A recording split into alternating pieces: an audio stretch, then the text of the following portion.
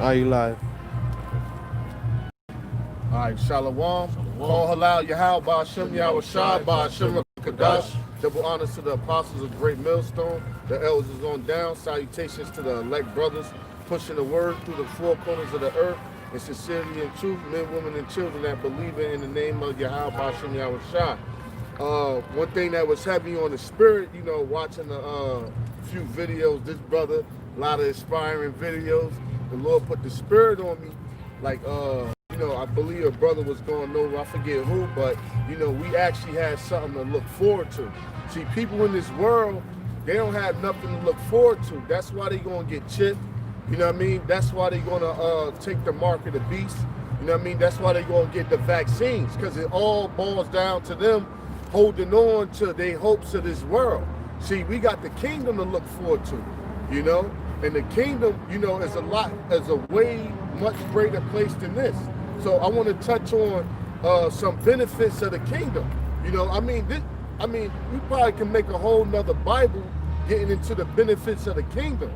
But you know, I want to touch on this topic because this part of our hope, this part of what we striving and hoping for, you know, and this what we giving up this world for to enter into our rest. Right.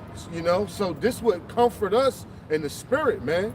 You know, because we know through the spirit of Yahweh Shai that this place is dead. Right. It's gone, man. Right. There's nothing here. But see, people, they can't look past this place. And if you can't look past this place, your hope is this, what you can see, which is what? Which is here in America, you know? But give me that Mark 1 and 15. All right. This is Mark chapter 1, verse 15. And saying the times is fulfilled and the kingdom of God is at hand. Right, so that's what we're supposed to go out preaching. Saying what? The time is fulfilled and the kingdom is at hand. And why are we supposed to tell people that? Because that's the hope. Telling them, look, forsake this world, you got the kingdom coming. See, Jake want to live it up. Jake want to live comfortable. We understand that. We Israelites. You know, Jake like jewelry and nice things. But the Lord will give you all of that. All you have to do is repent. You know what I mean? And the Lord will bless you with all of that. The kingdom of heaven is at hand. Telling our people what? There is hope. Outside of what we dealing with currently in this society. Read on. Repent ye and believe the gospel. Right, and what's the gospel? And the word gospel comes from the word good news. You got that Luke 4 and 17? It's the book of Luke chapter 4 verse 17. And there was delivered unto him the book of the prophet Isaiah. And when he had opened the book, he found the place where it was written, the Spirit of the Lord is upon me, because he hath anointed me to preach the gospel to the poor. Right, so, but he quoted what? Isaiah. See, these churches talk about we teaching the gospel. We teaching the gospel. But the gospel is what? The coming kingdom, the prophecies. Because he said he opened the book of Isaiah. And that's Isaiah, what we about to read in Isaiah 61 is actually going to define to you what the gospel is. You could get the Bible Hub. Isaiah 61 when it says good tidings on the Good News Bible. You can give me that Isaiah 61 because he said what? Yahweh Shah opened the book of Isaiah. So now we about to pull out Isaiah 61 where he quoted, and it's going to tell you what the gospel is. Because everybody say, oh, we teaching the gospel. The Gospel Baptist Church, the gospel this. The gospel is the rising of the children of Israel and the falling of this current society. Right. That's what the gospel is, man. And we about to read out of the scriptures the true definition of the gospel, what the Lord quoted in Isaiah and Luke, but he was quoting Isaiah. So you could get that, brother? It's the book of Isaiah chapter 61 verse 1. The Spirit of the Lord Yahweh, Ba'ashem Yahweh Shai, is upon me, because the Lord Yahweh hath anointed me to preach good tidings unto the meek. Right, now the word tidings is Old English for news. So when you go into other translations, it'll tell you the Spirit of the Lord was upon him to preach the good news to the meek. So read that in the good another translation. This is Isaiah 61 verse 1 from the Good News translation. It says, the sovereign Lord hath filled me with his spirit. He hath chosen me and sent me to bring good news to the poor, to heal the brokenhearted, to announce the release to captives and freedom to those in prison. Right, so that word tidings going to good news. And good news actually means what? The gospel. So he's going to get into you what the spirit that the Lord had put unto him to tell the broken heart. And who is that? That's Israelites, man. You know, and it's going to get into detail because now society collapsing. A lot of other nations is brokenhearted because their world is collapsing. You know, but it's going to get into clear detail of what the gospel entails. Read on. Continue in Isaiah 61. It says, the Lord Yahweh hath anointed me to preach good tidings unto the meek. He hath set me to bind up the brokenhearted, to proclaim liberty to the captives. Right, so we the captives. You know, now these devils so grimy, they enslave their own race, but ultimately Jake is the captive. He proclaiming liberty to the captive, because if you know about future prophecy, the Israelites are the ones that's going to get free, and all other nations is going into captivity. Right. So the only liberty to the captives that's going to be teach and preach is towards the Israelites. Because other than that, you're going against prophecy. Because all the other nations, their future is slavery. So the liberty to the captive, even though the devil, he done enslaved the whole planet Earth, but the only people that's going to be liberated and freed is the Israelites, starting with the elect. Read on. Continuing, it says, to proclaim liberty to the captives and the opening of the prison to them that are bound. Right, and America is a big prison house, man. You know? These different religions we snared in. Look at the actual prison system. Who make up the prison system? We do, man. Blacks, Hispanics, and Native Americans. We fill up more. We take up 13%. Well, they say Judah take up about 13% of the country, but they make up about 60-70% of the prison system. Yeah, go ahead. The movie 13, if y'all ever saw it on Netflix, y'all should check it out because they made it a corporation of how they make all of their businesses based upon the inmates only receiving 28 cents an hour. So they capitalize on a lot of companies that products that y'all get y'all things from comes from the prison system, man. And it's a big lucrative corporation, man. Business owners invest in prison systems. Jordan. Hey, and that PA judge, like 3 years back, he got caught selling niggas to prison. He was convicting Jake on bullshit, and he was selling them to the prison house, to the different prison houses, and they was hitting them for bread. You know what I'm saying? Then they had you in there working under goop prices for dirt poor, cheap labor, even though a lot of them sweatshops in China, and like southern China, where Bruce Lee and Bolo Young and them from, a lot of them is Jakes down there. That's why they put a lot of them sweatshops in southern China. But they had you working for them that under cheap labor of 28 cents an hour. That way they able to you don't produce like 30 pairs of socks, you know, at 28 cents an hour. That's why they could get to sell you a pair of socks for $1. Because if things was produced in America and they was paid at a minimum wage price to produce these items, you'll pay, it won't even be no Dollar Tree and shit like that around. You'll pay way more for the product than what you being offered now. So you need these prisons in these third world countries to import things and make things for America, you know? But read on. Continue Good point, in verse brother. 2. It says, to proclaim the acceptable year of the Lord Yahweh. And that's part of the gospel. Proclaiming the acceptable year of the Lord, man. You know? Hey, in wrestling and in these different boxing and all that shit, you proclaim these different athletes coming down. You know, Hulk Hogan, the master of the Zag, or Muhammad Ali, fly like a butterfly, sting like a bee, coming in at 6'2", 300 and something pounds. Then he come down, and the smoke and all that shit come up. Undefeated champion. Yeah, because he's an all-star, he's a superstar. But who's more of a superstar than Yahweh Shah? So what we doing? We proclaiming the coming of the Lord, man, before he make his grand appearance. Right. And you know, people hate that, but y'all will praise men of the world of stature, you know? Just Got precept, brother? Yeah, just to add on to what you just said, to look up the word proclaim, all right, it's a verb, All right, it goes back to Latin, proclamare, all right, which is to cry or to call out. Okay, it says here to declare formally, to declare someone to be something of titles. So an example here says he was proclaimed king. All right, Yahushua being our Lord and Savior, our King, we're proclaiming. All the brothers that you see, the elders, brothers, and so on and so forth, that come out here week in, week out, talking about the return of Yahushua, we're proclaiming the King's return. Okay, that's what the elder just said. That what, like you see in the movie, in the shows, wrestling, and so on and so forth, where the announcers, okay, modern day John the Baptist, proclaiming the return of Yahushua. Heralds, Yeah. exactly. Correct. Quick precept, back that up. Isaiah 58:1.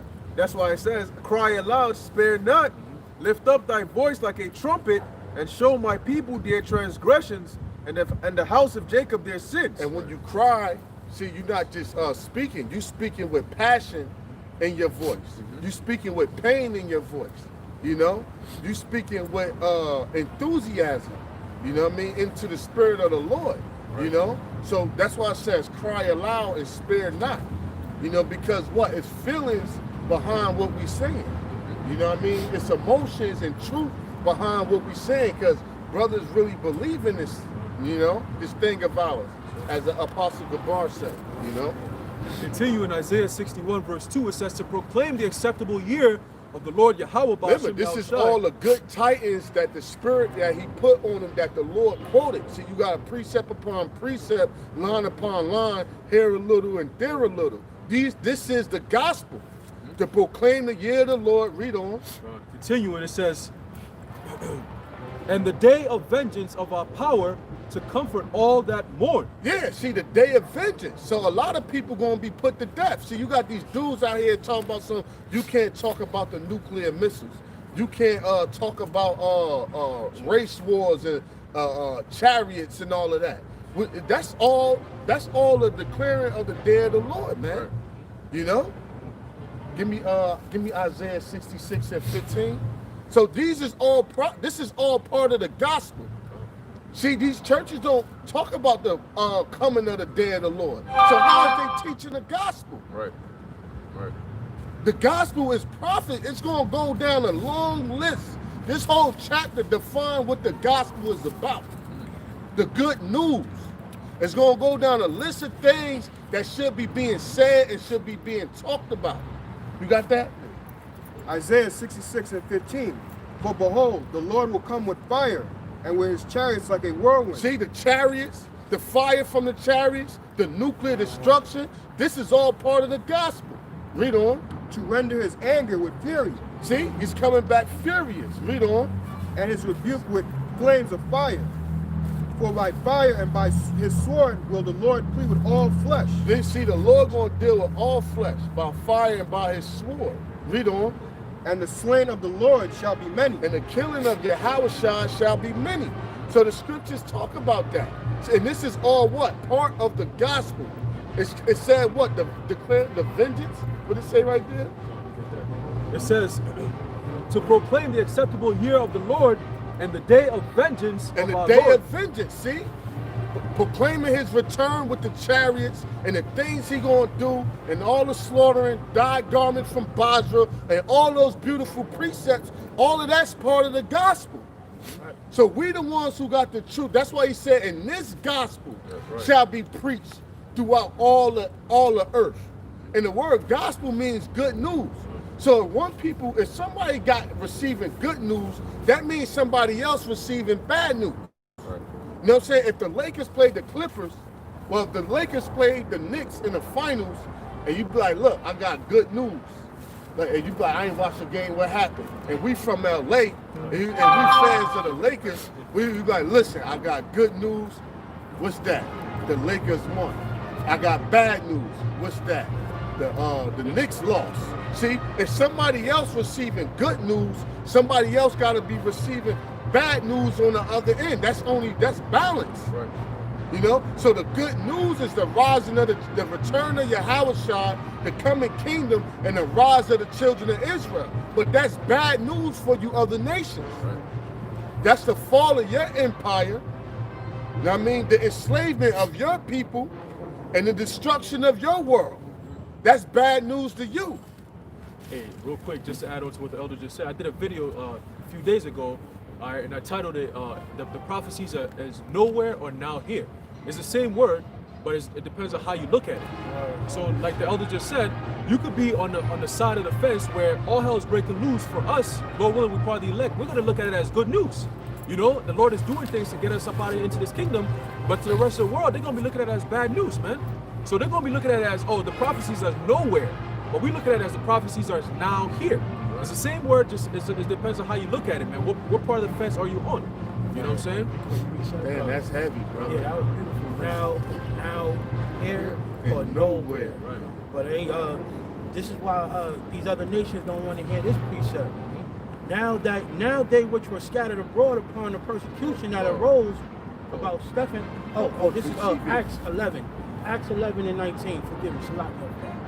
Acts 11, verse 19. Now they which were scattered abroad upon their persecution that arose about Stephen traveled as far as Phoenice and Cyprus and Antioch, preaching the word to none but unto the Jews only. All right, so like he said, there's two sides of this. For the Jews, this is the gospel, this is good news.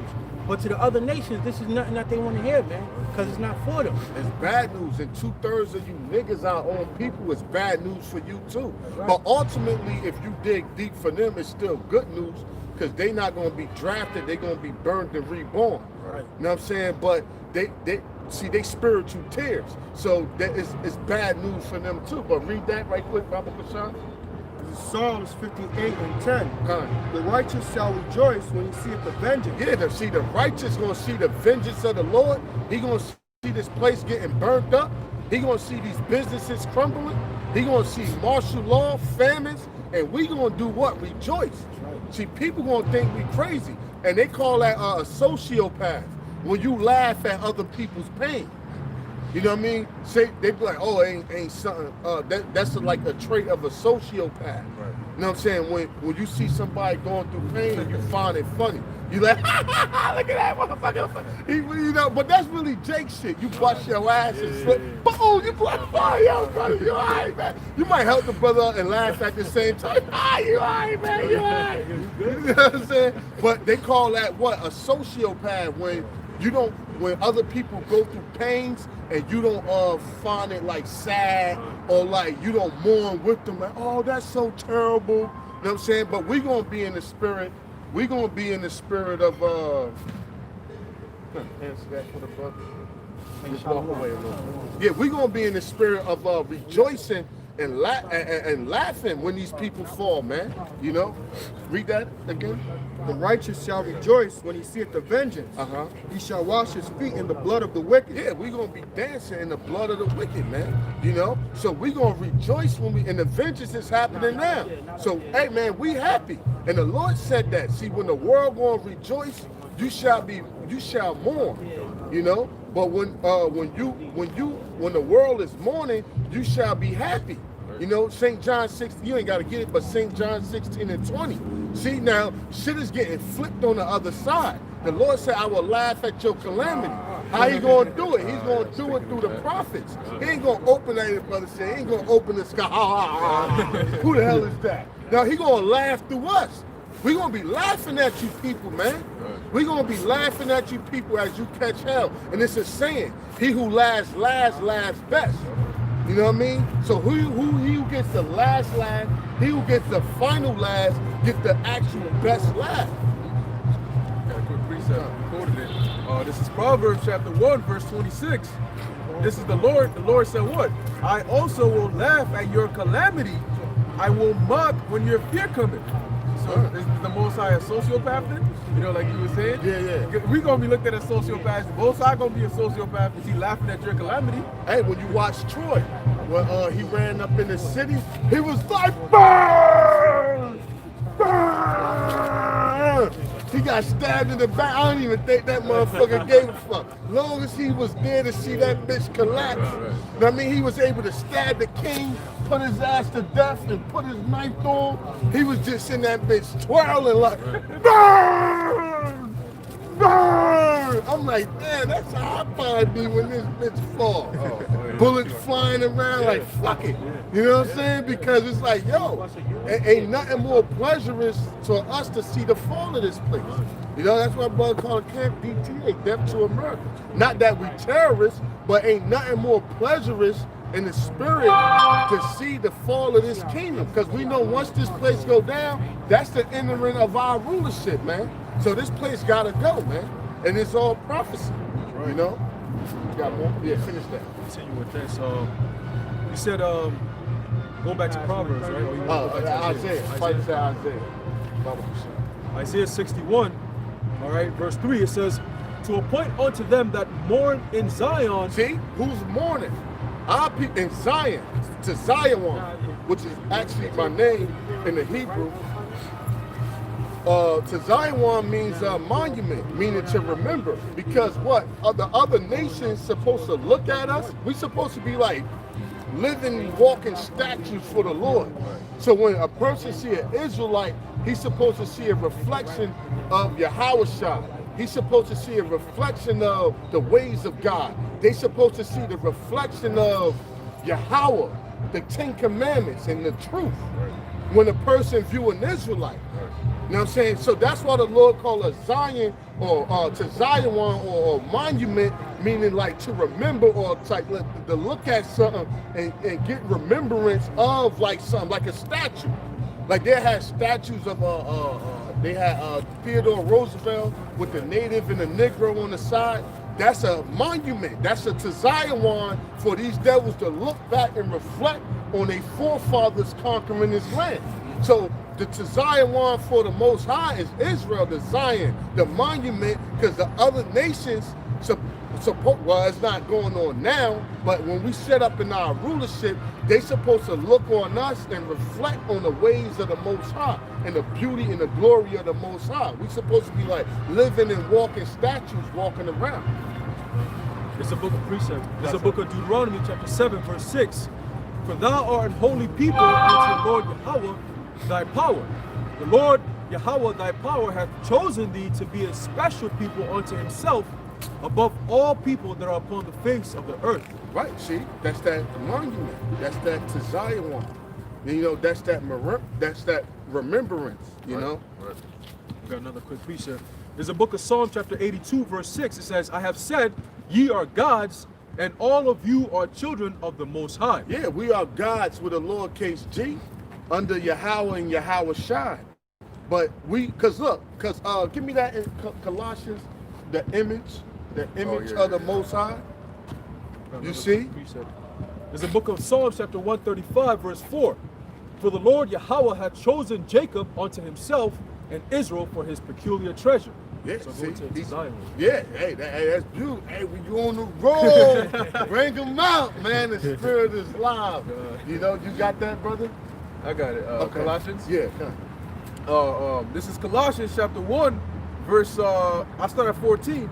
It says, in whom we have redemption through his blood, even the forgiveness of sins, right, who is the image of the invisible God, the firstborn of every creature. See, he's the image of the invisible God. So who's that? Yahushua. He's the image of the word became flesh. You know, which is who? Yahushua, but what? The elect men or the men of Israel, period, supposed to be the image of the Son, which is what? The image of the Father.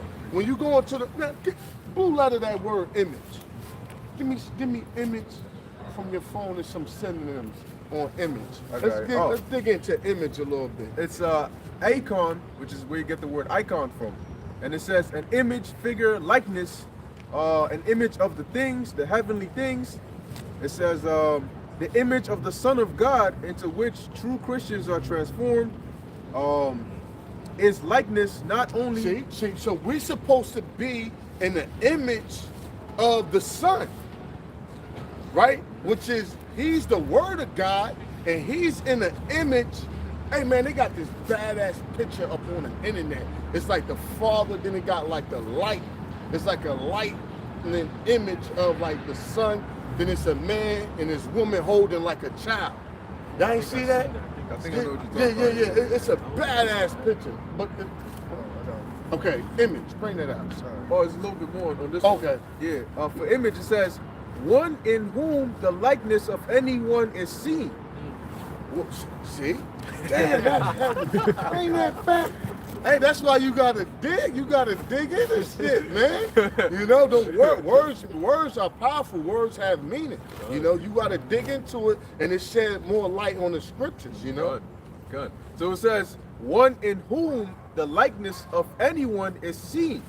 See, and the likeness of anyone who see. You got image. Bring that out. So this is just want to begin to say. Yeah. All right. So this is the synonyms of image. It says likeness, resemblance, depiction, portrayal. A portrait, but and that's what which is a light. Because in order to get like a portrait or like a picture, you need like some type of light or some type of reflection.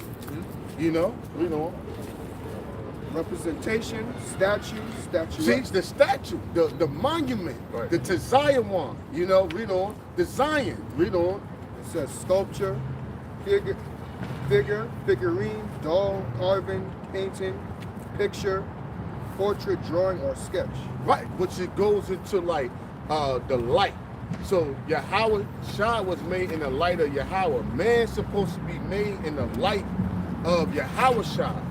And our woman supposed to be made, hey, not to get into woman, but just to bring it home.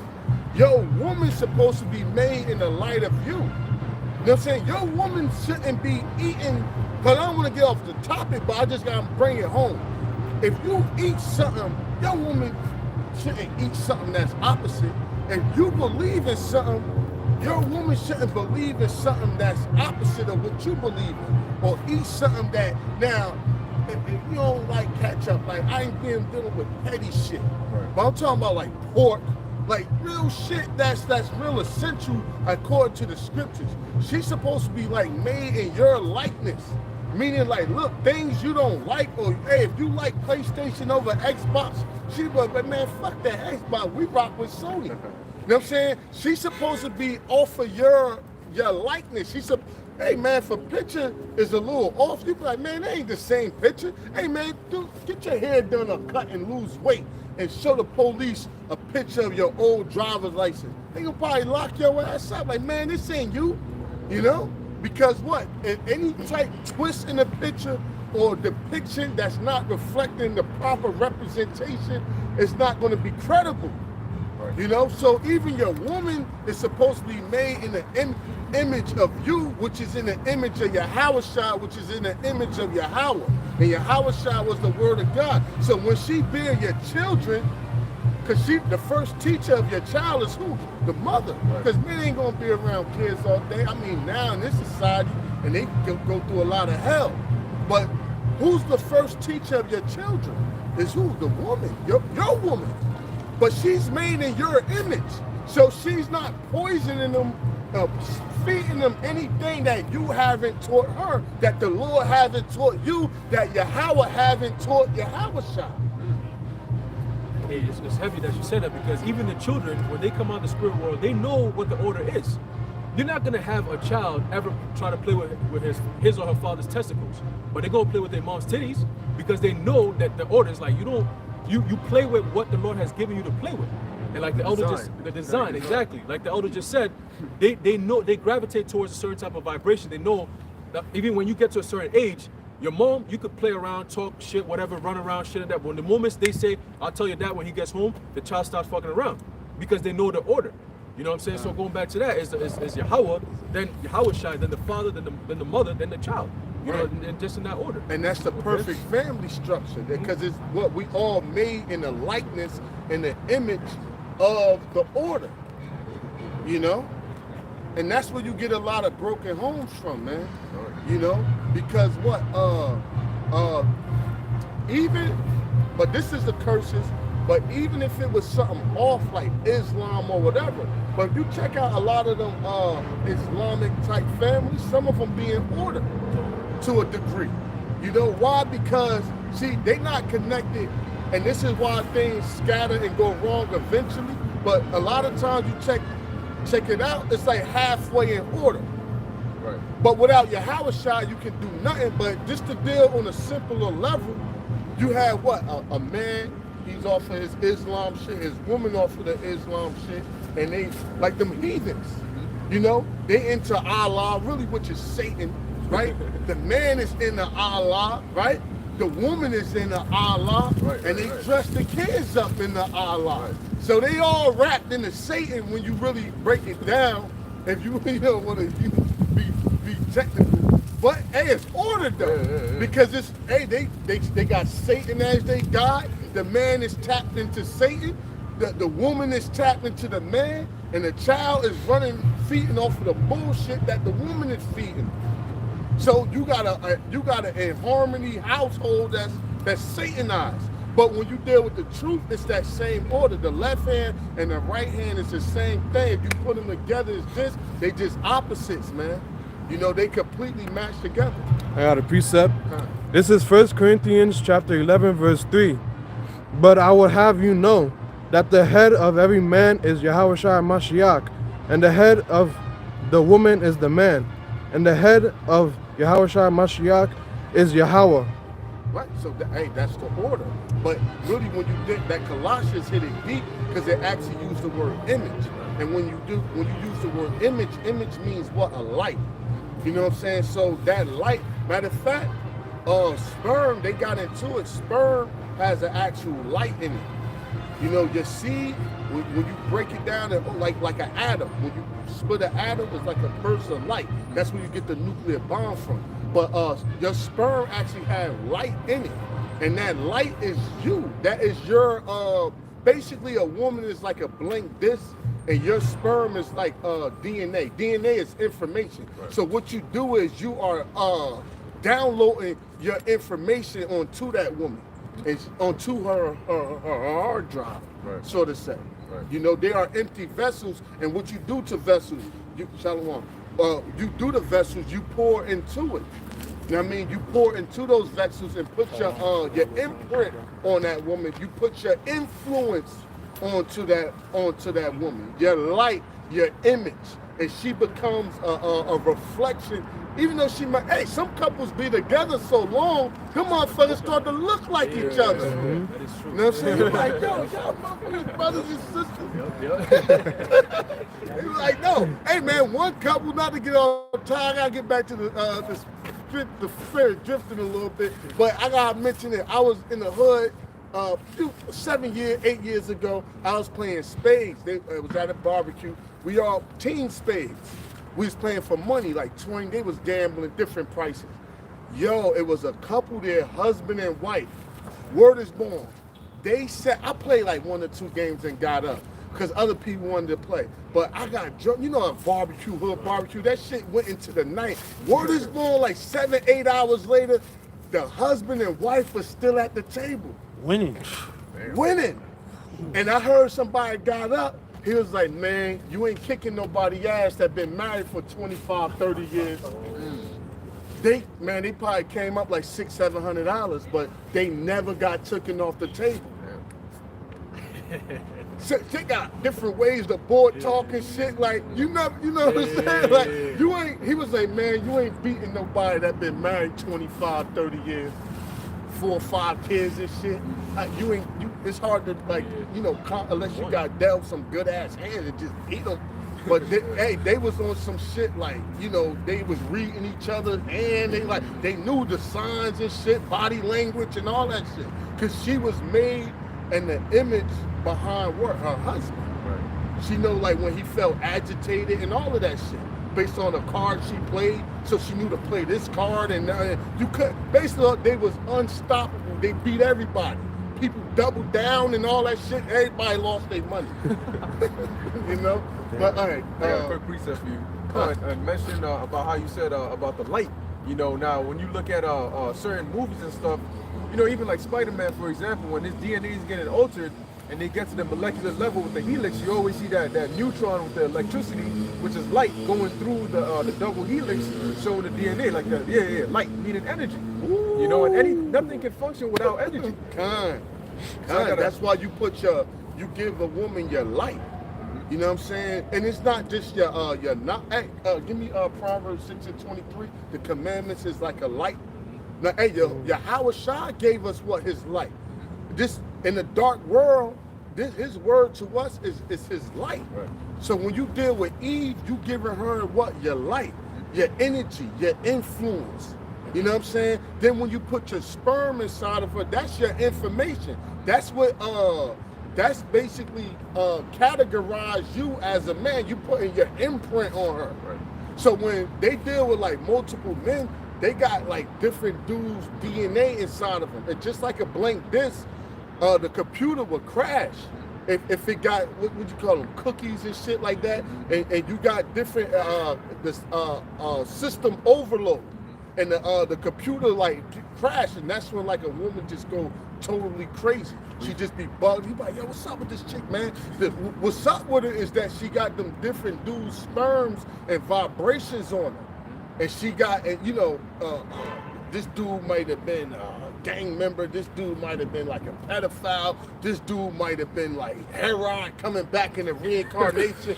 This dude might have been, I mean, some witchcraft type, you know what I mean, voodoo type person, obey type, demonic type dude. So she got all these dudes' information like downloaded inside of her. Esau found this out by accident. He was looking for something else, but he went inside a woman like brain and then her spinal cord. Over 50 years ago, she found a dude's DNA inside her brain and spinal tissue. The DNA. Now the sperm die off, but the DNA still actually stays up inside of there, man. You know, and that's actual sign. Matter of fact, it's something called telegony. Telegony is when matter of fact, pull it out right quick. We get back to the kingdom shortly. But telegony is when a woman give birth, and hit images. A woman give birth to a man's child. He's the father, but the child come out looking like the ex-boyfriend. You know what I mean? And that's a known study. You see, women find that shit funny, but if as a man, but as a man, that shit not funny. See, what happens is, yeah, this telegony.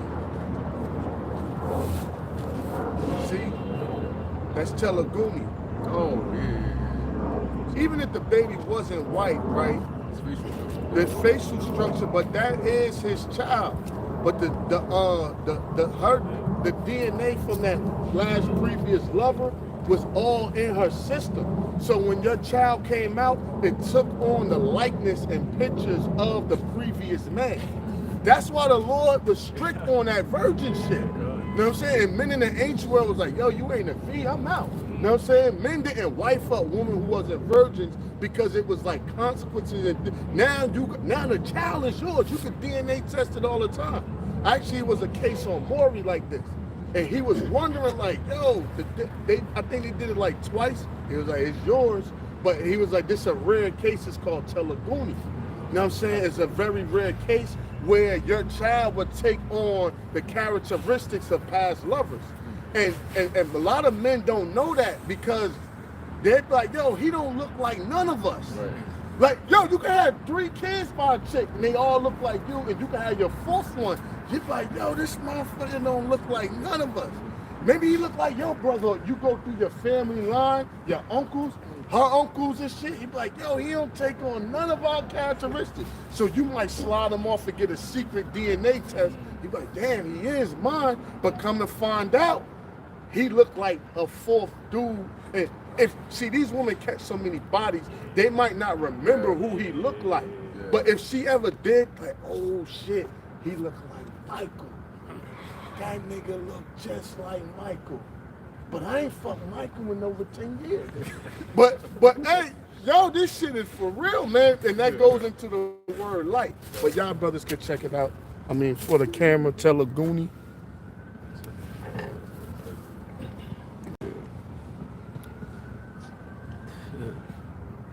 That's crazy. Are you sure? Hey, and also, if you notice, one thing about babies is that, you know, they take on the attributes of their father because the male genes are dominant, the female genes are recessive. But mostly your outward appearance is based on the recessive genes. Yeah, the phenotype. So it makes sense because now if she lay with a previous man, all right, being that his genes are dominant, if that now lays on her, the phenotype or the recessive gene she's gonna pass down to her child is gonna be like you were saying, that of the previous guy. Right. You know, so he's gonna come out like you were saying, looking like him. Now, of course, genetically he's gonna be the son of the father, but his phenotype or his recessive genes are gonna come from the remains of that old guy that left it in her. Yeah. Because remember, his genes are dominant. Right. So like if Mike sleeps with Tasha, right? Mike sleeps with Tasha. Mike's genes being dominant are going to override Tasha's genes. So Right. now Tasha, when she sleeps with James and they have a son, Tasha's phenotype genes, the recessive genes, is overridden by Mike's. So what she going to pass to her son is going to be looking like Mike Right. because she got And remains even of if him it in her. don't totally come out looking like him, he might have like Mike ears. Yeah, But yeah. this shit people don't pay attention to. Like, yo, ain't nobody in my family got no big ass ears. You know what I'm saying? Like, where you get these ears from? But you jump back a few boyfriends, like Mike, like 3 boyfriends ago, like in 2011, had some big ass Martin ears. And your son got them ears from Mike. But hey man, that's why it was important. Men did not get back to Isaiah though. We want to get back to the kingdom. But men did not wife women that wasn't virgins, man. That was like a super no-no. But we in an adulterous, sinful generation, so like shit is hell. But that's why the Lord had things set up in His order. It was a reason for that, you know. Continuing Isaiah 61, verse 3, it says, to appoint unto them that mourn in Zion, Right. to give unto them beauty for ashes, the oil of joy for mourning, take notes. the Look it garment up of later. praise. And that's what for the elect, man. Read on the garment of praise. Read. for the spirit of heaviness. For what? Because we stressed out here. See, the Lord bringing us the kingdom. Brothers is stressed out. Brothers is going through hell, dealing with this situation, especially being an Israelite in this society, you know. But the Lord going, the spirit of heaviness. Because what? Being already Israel here, you already oppressed. Then when you jump in the truth, you just kind of making your oppression even harder in a sense. But it's in a righteous way. You know what I mean? So you don't mind, if you in the right spirit, you don't mind dealing with the burden, you know? You know, bad enough I might get fired just because I'm Jake, but now I'm in the truth, my face all over the internet, and me particular, FBI down my house, knocking on my fucking door, asking me questions. So in my head, Satan try to tell you fear, like, yeah, you could be in the feds tomorrow night. Like, don't make two, don't, you know what I mean? Don't go, but I embrace it. Like, okay, for your house shot, that's cool. You know what I'm saying? As long as I ain't going in there for like drugs or gun trafficking, some bullshit. You know what I'm saying? So, but Satan try to like sell you that fear, man. You know? Because when you, when you come serve the Lord, prepare thy soul for temptation. So you already Jake in this world, then you taking on the nature of adding on more stress unto you from proclaiming the truth in a world of lies. That's why the Lord said He's going to reward you. This all part of the gospel. Don't forget, we talking about the gospel, the good tidings, the good news. The give, what did it say, heaviness? Yeah, con. It says, the garment of praise for the spirit of heaviness. See, the spirit of heaviness is, what did it say, the saints complain continually. Right, The souls of the just complain continually. See? And that's the spirit. Hey, even when a brother drops some good wisdom, a brother be like, yo, that's heavy. What do he mean by that? He mean by like, yo, that's something that thought, because most thoughts just hit your head and leave. But a thought that hit your head and stay, that means it's weighing on your mind. And he'd be like, yo, damn, that was heavy. Meaning like it's something you got to meditate and think on so you can fully digest it and grab all the meat off of it. You know? But also shit could be heavy on your mind on a stressful, negative tip. You know? But being in this truth, not negative, but being in this truth in a wicked ass world can add a lot of heaviness on you. You know? Because what being in this truth could jeopardize a lot of shit you got going for yourself. Hey, you got a business, that business could flop just because you in the truth. You got like a woman, a girl, like the truth could like jeopardize all of that. Like real quick. like real quick. Like you'd be like, oh shit, like damn. You know what I'm saying? And a lot of times you don't know it's because of the truth, but the spirit might tell you, like, man, why the hell they fired me? I was doing good. Like, what was the big deal? And the spirit might tell you, like, yo, they got wind that, you know, you was an Israelite, you know what I'm saying, this and that. Like, they probably saw you. Like, you know. Even when brothers tell me, I'm like, yo, you told people that you, they're like, nah, I told one dude. I'm like, yo, shit, that's enough. You told one dude. Because these people in the world don't got no honor. They don't know how to be fucking quiet or shut the fuck up.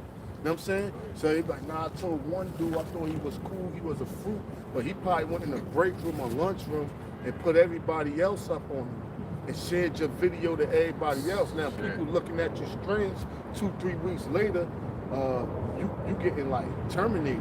You like, what the fuck?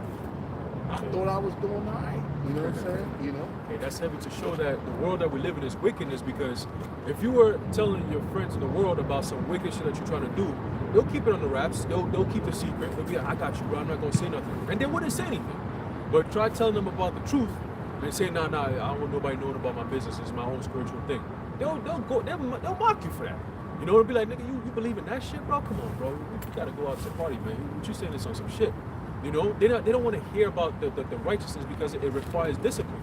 And the world is not a discipline. And niggas is like women. Yeah. They congregate around each other and talk about somebody else. Oh, yeah. Hey, yo, I got up with Kofi, man. They be like, yo, man, yeah, what's good? What you talking about?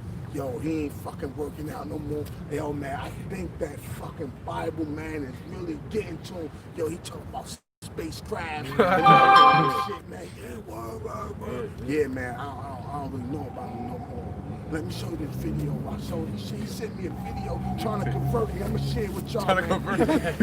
Yeah, yo, they'll do that shit, man. You be like, oh shit. But when you come around there, you'll never know that all this was said about you. Right. But you'll just feel these weird and strange energies. But anyway, man, fuck people in the world. You know what I'm saying? We coming to the point like, man, yo, don't even call me. Like, don't be you in the world, man. Leave me the fuck alone, man. Family or not, like, just go about your business. And really, them people in the world really call when they need something or they want you to do something for them. They don't really give a fuck about you or how you doing or how you feeling. They just want like something. Oh man, I'm jammed up. Can I borrow a couple dollars? I need some advice or like this and that. They really just calling, and if they ain't never need nothing, they'll never call you, man. Just cut the bullshit, man.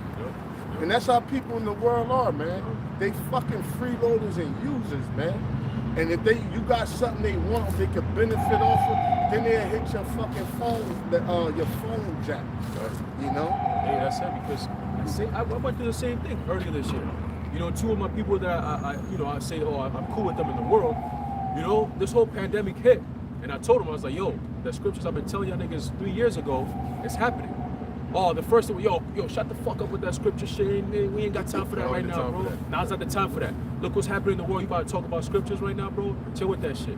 And that, for some reason, normally it's a joke. But for some reason, that shit just hit my spirit a different way. I cut them niggas off, man.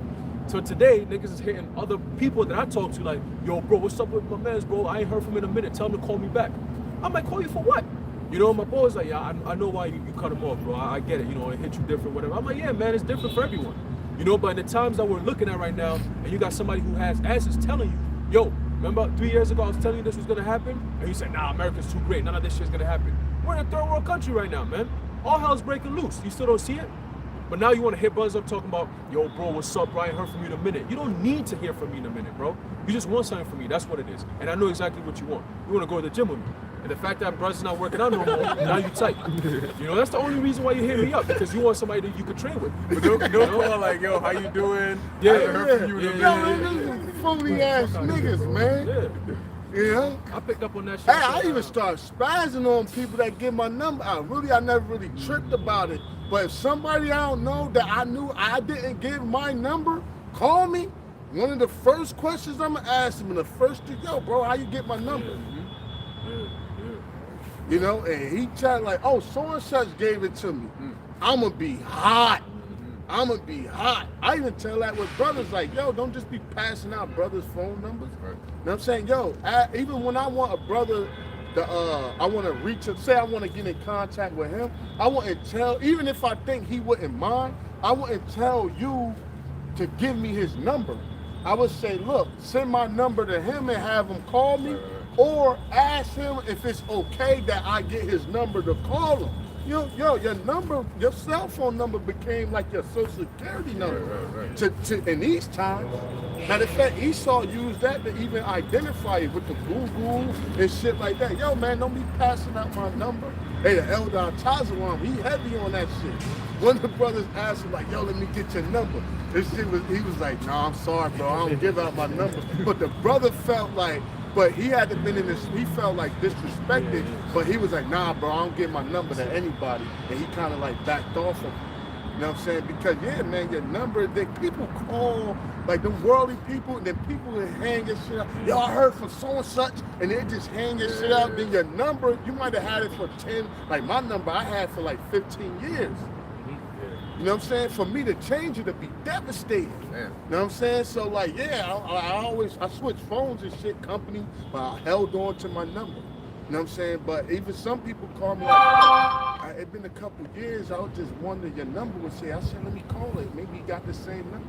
And it actually was. But decent dudes though, you know? But read on that Isaiah. Continue in Isaiah chapter 61, verse 3. Hey, but he said what? To reward them that's in heaviness. See, us that's going through stress, but our heaviness is being lifted because we in transition mode. We seeing this bitch fall and collapse. I'm like, yeah, hell yeah. That's it. Crack a bottle. Shit. We drinking cheers, you know? Death to America. Mawafla Babal. Clash the bottles, have a drink to this kingdom falling, man. Blessed is he that liveth to see the fall of his enemies, man. This is Sirach 25:7. There be 9 things which I have judged in mine heart to be happy, Right? and the 10th I will utter with my tongue. A man that hath joy of his children. Yeah, you're supposed to have joy of your children, but could you do that here? You can't enjoy your children. That's why the whole family system is shot. Check it out. Even if your wife was in order, you'll never enjoy your kids. Why? You always at fucking work. Number 2, even if you had kids with a chick, 8 times out of 10, especially dealing with the curses of the Israelite woman, if you're not cucking out and simping out, 8 times out of 10, I might even say 9 times out of 10, she eventually gonna take your kids from you and dip. So you can't even, why start a family? See, the Lord dropped it when he said, look, you don't have a wife, seek not a wife. He was trying, and that was advice, but he was really, Paul was dropping a heavy jewel, man. And if you have a wife, seek not to be loose. You got family, whatever, deal with it. But if you don't, you want some free agent shit, keep it like that, you know? But he said, a man that have joy of his children, you try to enjoy your kids, but you can't. And the things you teach them get snatched right back out of their head by their mother. Yep. You know, you might have them for 4 to 6 hours. You try to school something on them. Only if the Lord's mercy on them like it was on us to retain certain things, it'd be good, man.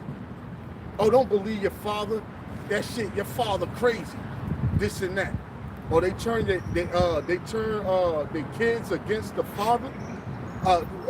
North rapper, he brought out Sue Surf, he said this point. He said, talk about my father, that's another story. But I really like to call that my mother's story. But really, when you think about it, he was like, yeah, my father's a whole nother situation.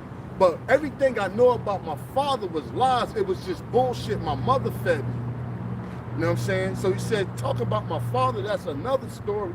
But I really like to call that my mother's story. Because when he really met his father for himself, he saw all that bullshit she fed him was lies throughout the years. Oh, what's that rap?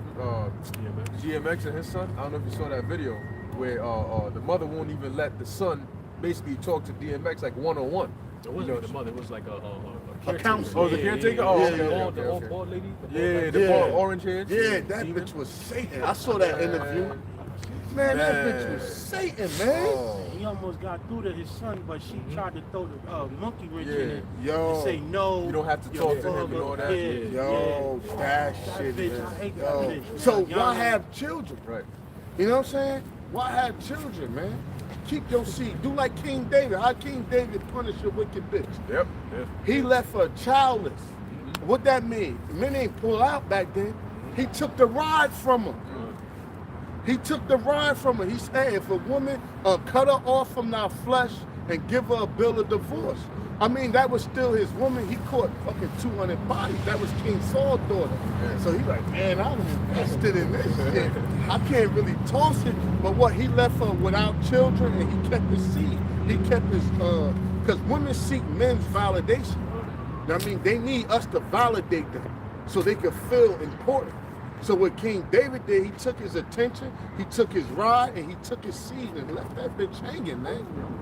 And that's how you, and through the spirit of Yahushua, that's how you punish a wicked ass chick, man. You pull your energy from her, you ignore her. You pull, attention is a form of energy.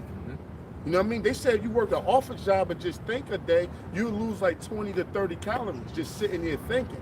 Even when you sit at camp, we ain't doing nothing at camp. We just standing. Even brothers that ain't talk now, speaking, that's a form of energy. It's more energy being exerted for me than y'all and the brothers that stand in the back. But you just standing there after a while, you like, oh man, feel like I put in a shift, get some food or, you know what I'm saying? Because you thinking your mind running, it still burns energy. You know what I mean? That's why they show you in some movies and cartoons, you don't pick up on it, but when somebody's in a tough situation, they start sweating. When they start thinking a lot, they start sweating rapidly. And sweating is a sign of weight loss. Yeah, You know, damn, so that was heavy. Hey, that was heavy. I ain't think of that. Hey, that's why the brothers, Mr. Krause, you know, combinate and dominate. But go ahead, brother. God. Continuing Isaiah Now, 6. this all the gospel. Don't That's get it, lost that's it. there. The good tidings. it. Right, go ahead. Isaiah 61, continuing the good tidings. All right, 61 verse 3, continuing says, that they might be called trees of righteousness. Yeah, the trees of righteousness, because the Lord said, well, all of my people going to be righteous. Yo, can you imagine that? All Israelites is righteous? You can't even imagine that. Like, yo, all of our people is righteous. Everybody is good. Like, he ain't going to sneak you. They ain't going to rob you. He ain't going to do no bullshit. See, the Lord going to have us all good and righteous, man. We shall be called the trees of righteousness. We don't. Continuing, it says, the planting of the Lord Yahweh, that he might be glorified. Yeah, see, the planting of the Lord Yahweh, that he might be glorified through our, hey, to Zion, monument to Zion. We don't. A quick precept Okay, back you go. up. Isaiah 5 and 7, going into the planting. For the vineyard of the Lord of hosts is the house of Israel, and the men of Judah his pleasant plant. See, there you go. We the Lord pleasant plant. Hey, man, you know how Eve be? Hey, Eve look at it, and that's that nurturing type spirit. Hey, a woman will plant something, man, they hold that plant like a damn child. They be spraying it, you know? Even the plant, they even show like a plant was like almost dead, and the woman kept like singing to it and talking to it, and the shit like came back to life. That shit was amazing. You know, like you could talk like to a plant, you could sing to it, and the shit would come back alive. Because it's power, your words got power in it. It's life in your words, man. I mean, you could give somebody the proper advice and they can actually say their life. Just from words, man. So it's power in your words, man. The Lord said what? Death and life is what? In the power of the tongue. So you gotta be careful like what you saying. How you think Esau hang all these niggas on murders and shit? Them niggas tell on themselves. A lot of times Esau don't be having the information to really like take you to trial, and Esau don't really. Now with all this technology, they might get certain things, but a lot of times when Jake get caught up doing bullshit, they don't have like the full, you know, the shit to like really send you down. The way they get it is by selling you fear and getting you to talk or say little certain things, and then they get you. Yeah, he's like, damn, them niggas told on themselves. Like, all he had to do was not say nothing. If he shut up, hey, Chief Gabar bring it out. I think it was the Hell's Angels or one of them gangs. They indicted all of them, but they all got off because none of them told them. None of them said nothing, so they all got off. And that's when the cracker came with the RICO law and the conspiracy, and he came with it. He like, nah, people can't be doing that shit. So they all got off. So now they come with the other, you know, what's that? Yeah, they come with the RICO conspiracy and all of that shit to get you jammed up and tied up. Guilty. It's called, well, in the hood they say guilty by association. What's that called? An accessory. They be like, oh, you accessory. They got all these monkey wrench shit to tie you in because that was a major case with it was a Hell's Angels or the Mongoloids where the biker gang were like none of them told and they all got off type shit. But your tongue, this death and life is in the power of the tongue. Your tongue, shit you say can really get you like fucked up and jammed up. So you gotta watch what you say and think before you speak. Hey, that's why when you get pulled over by the cops, they'll tell you, they say you have the right to remain silent. Because everything that you say can be used against you in the court of law. So everything that you say, you could say anything. They could literally bring you up to charges for that. The cops, they can lie to you. They can make shit up and get you to trip up and say shit. They could just be like, oh, your friends say that, where you going? You can say, oh, I'm going to see my brother 2 towns down. Oh, well, your friend said you're going to meet them, 5 towns down. So yeah, my friends. Yeah. Oh, so you are going to your friend? You're like, no, but well, get out the You vehicle. bought the bottle of liquor at 11:15, right? You know you done fucked up, right? Hey, man. Hey, but Jake telling himself, I stopped watching them shows because I got mad. I be getting mad. The first 48, Crime 360 and all them shit. I stopped watching them nigga shows and shit because you be like, some of them do like keep silence and like they be like, all right, his trial is pending. But that'd be like very few of them, man. I be like, Esau playing these niggas, playing them, or they play themselves, Hey, they have that in psychology too. Like they study these things. That's why the scripture saying Psalm 64, it says what that they do a diligent search. They study psychology that if you have 2 people who are convicted of a crime or actually arrested for whatever, and they're about to be they go on trial. Before they go on trial, you're gonna have the detectives who are gonna be questioning so on and so forth. They have it where they'll split them apart. And then they'll ask them certain questions like You get that from Daniel. like Susanna, Yeah. So they do that just to tell you to get to telling yourselves, man. They tell you, like, oh, so you were doing this, that, here, and then you slip up and say something and say, I didn't say you were here though. I didn't say it was at this time. Then you didn't already snitch on yourself. Right. And hey, guess what? Why do you think the Most High gave us to utilize our words? Why is it always in the scriptures he talks about what? Your mouth, I will make my words in your mouth fire. Of everything we could have They done. said, I will give you the tongue that your adversaries can't gainsay or resist. Like when the feds called me, the first time they called me, I'm like, yo, I was in Atlantic City dealing with the brother out there coming up the Parkway. I'm like, yo, you know what? I'll come in to see y'all. But they thought I was lying till I really like showed up. Like, yeah, what's up? What y'all want to ask me? Because when you stand for truth, it's like, yo, I mean, we don't got shit to hide. Right. Everything we do is declared on the YouTube. So it's just like, but people that frigid and got shit to hide, then when I saw them again, I'm like, yo, I gave y'all a damn 2-hour interrogation. Like, what the fuck is y'all here again for? Then they had the bullshit faces. And see, that's when when you dealing with truth, because they had like the shamefulness, we is like, this shit is damn near up the alley of harassment. You know what I'm saying? I gave y'all a 2-hour interview. I answered all your damn questions. I ain't even pull scriptures on y'all. I could have made it 4 hours. But I answered all your questions, everything. You know what I'm saying? Except like little personal shit like, yo, man, leave that alone for real. I'm like, yo, y'all the feds, y'all can find out that shit. Like, you asking about a brother, like, come on, yo, come on. That's a little too much. You know what I'm saying? But basic truth shit, like what brothers do, what we about, I answered all that shit. You know what I'm saying? Because what? We ain't got shit to hide. Right. We standing boldly in the name of Yahweh Shai, man. Right. That's right. Basically, that's a scare tactic to try to get you to trip over your words. Even if you're telling the truth, they'll ultimately convince you that you are telling a lie. That's what they did with the Central Park Five. Yeah. They kept rehearsing. They kept retouching up on the same question until they honestly believed the lie themselves and was like, yeah, I did do it. And they found out that they didn't even do it, man. It was just they was faced with so much wrath to come down on them on their sentence. They was like, look, You want to go to jail for 5 years or 15 years. And that's what pushed them to the limit of saying, okay, yeah, well, I did it. Just give me the 5 years. But with us, y'all can push all y'all want because we're going to say the same thing time in, time out. We're not going to change this truth around for that. Yeah, and You they know? questioned the whole camp, the ones that was there when Right. they grabbed brothers' IDs. Right. They went to each brother individual house. Right. You know, now we could have had an order. Look, tell them all to talk to me, so nothing leak out. But I'm like, listen, I don't get. The brother Yaquad was with me. I'm like, yo, y'all could question him.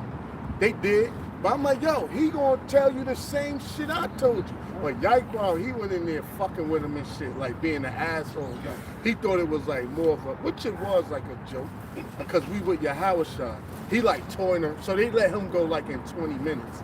But you know, but I told him, you're right though, but I told him, I said, listen, I'm gonna answer your questions. I came in here, I actually got something to do, and y'all holding up my day. If you do some police trickery shit on me, I'm walking out of here.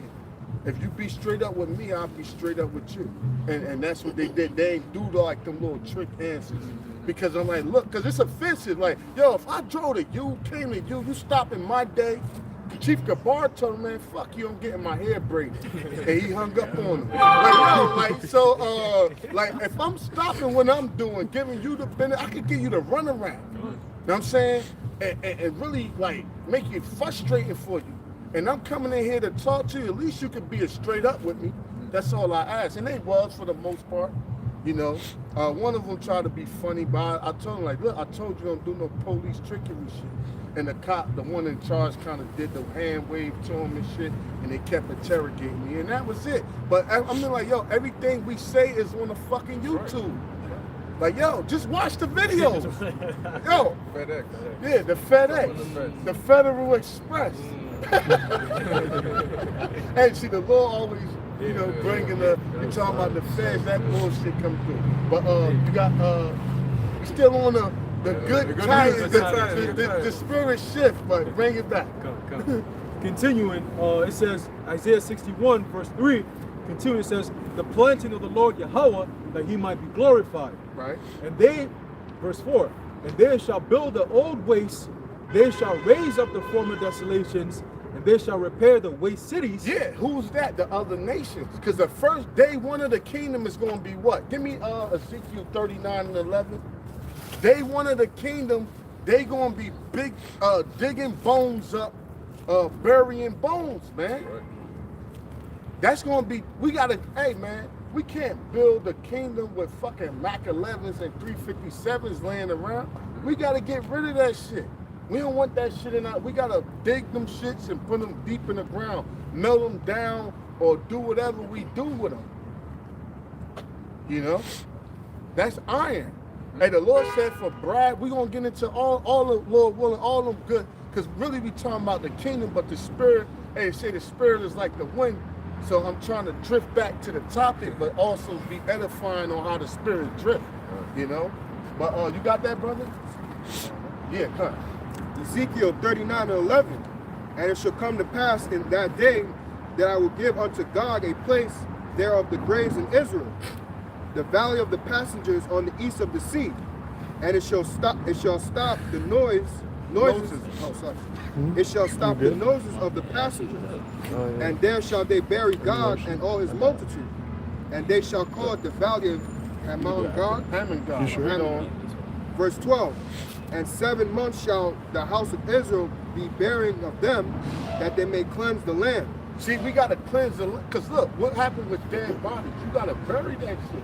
If you leave a dead body out, decaying, like this neighborhood, right? Like a dead body somewhere, a stink up the whole fucking neighborhood. One dead body. People would be like, yo, where's that?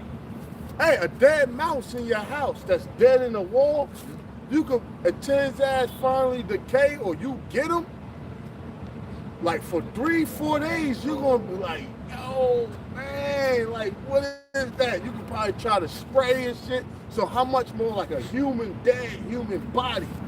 man, we're gonna have to bury those bodies. Even when men went to war and had different battles, they're like, nah, let them bury their dead. Because listen, if you leave dead bodies out there and you don't bury or burn them bodies, man, you gonna get the whole damn army nation sick. So the first day one of the kingdom, the Lord said, after this shit burnt down, we gonna have these heathens digging up, it's a bone right here, it's a head over here, it's an AK-47 over there, throw that shit in the fire, it's that over there. You know, we probably, however the Lord had it, we could probably melt down, because a lot of guns is made out of iron. We could melt them shit down and keep the iron for ourselves, you know, or however the Lord have it go down, you know. Get rid of that. It's like 10 bodies over there, there's an arm over here. We got to bury that shit, man, and then build our kingdom. But we ain't going to do it. Read on. Verse 13. Yea, all the people of the land shall bury them, and it shall be to them a renown the day that I shall be glorified, saith the Most High Yahweh. Verse 14. And they shall sever out men of continual employment. See, continual employment.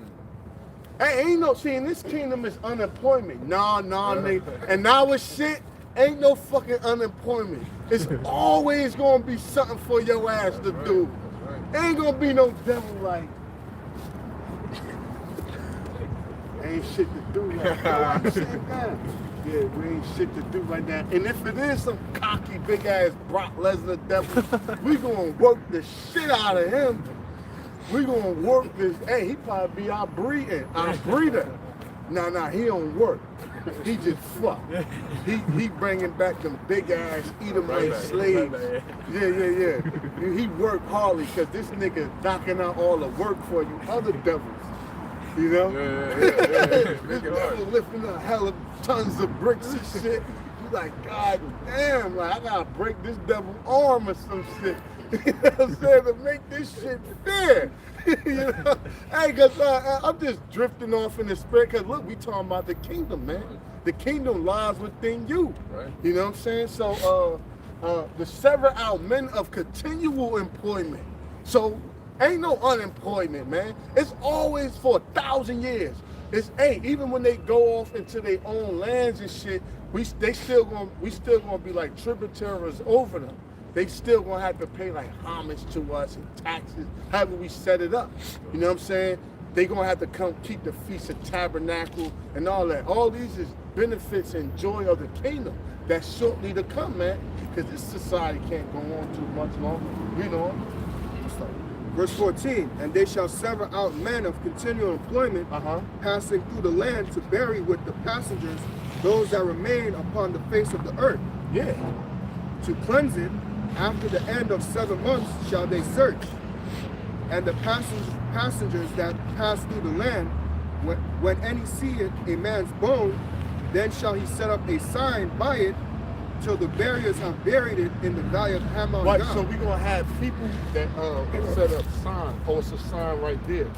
We're gonna have people scanning the land for bones, body parts, weapons, and just putting signs there. Then we're gonna have the buriers. We're gonna have another team of buriers that come and dig and bury it, showing you that Jake worked with order. You know? That's it. Bring that back. Keep reading, Salah. Isaiah 61, all right, verse 4 says, and they shall build the old wastes, they shall raise up the former desolations, and they shall repair the waste cities, the desolations of many generations. See, we read that prophecy. Remember, this is all part of the gospel. Right. You know?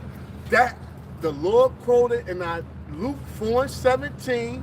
It said he opened the book of Isaiah. And where is this recorded? Isaiah 61.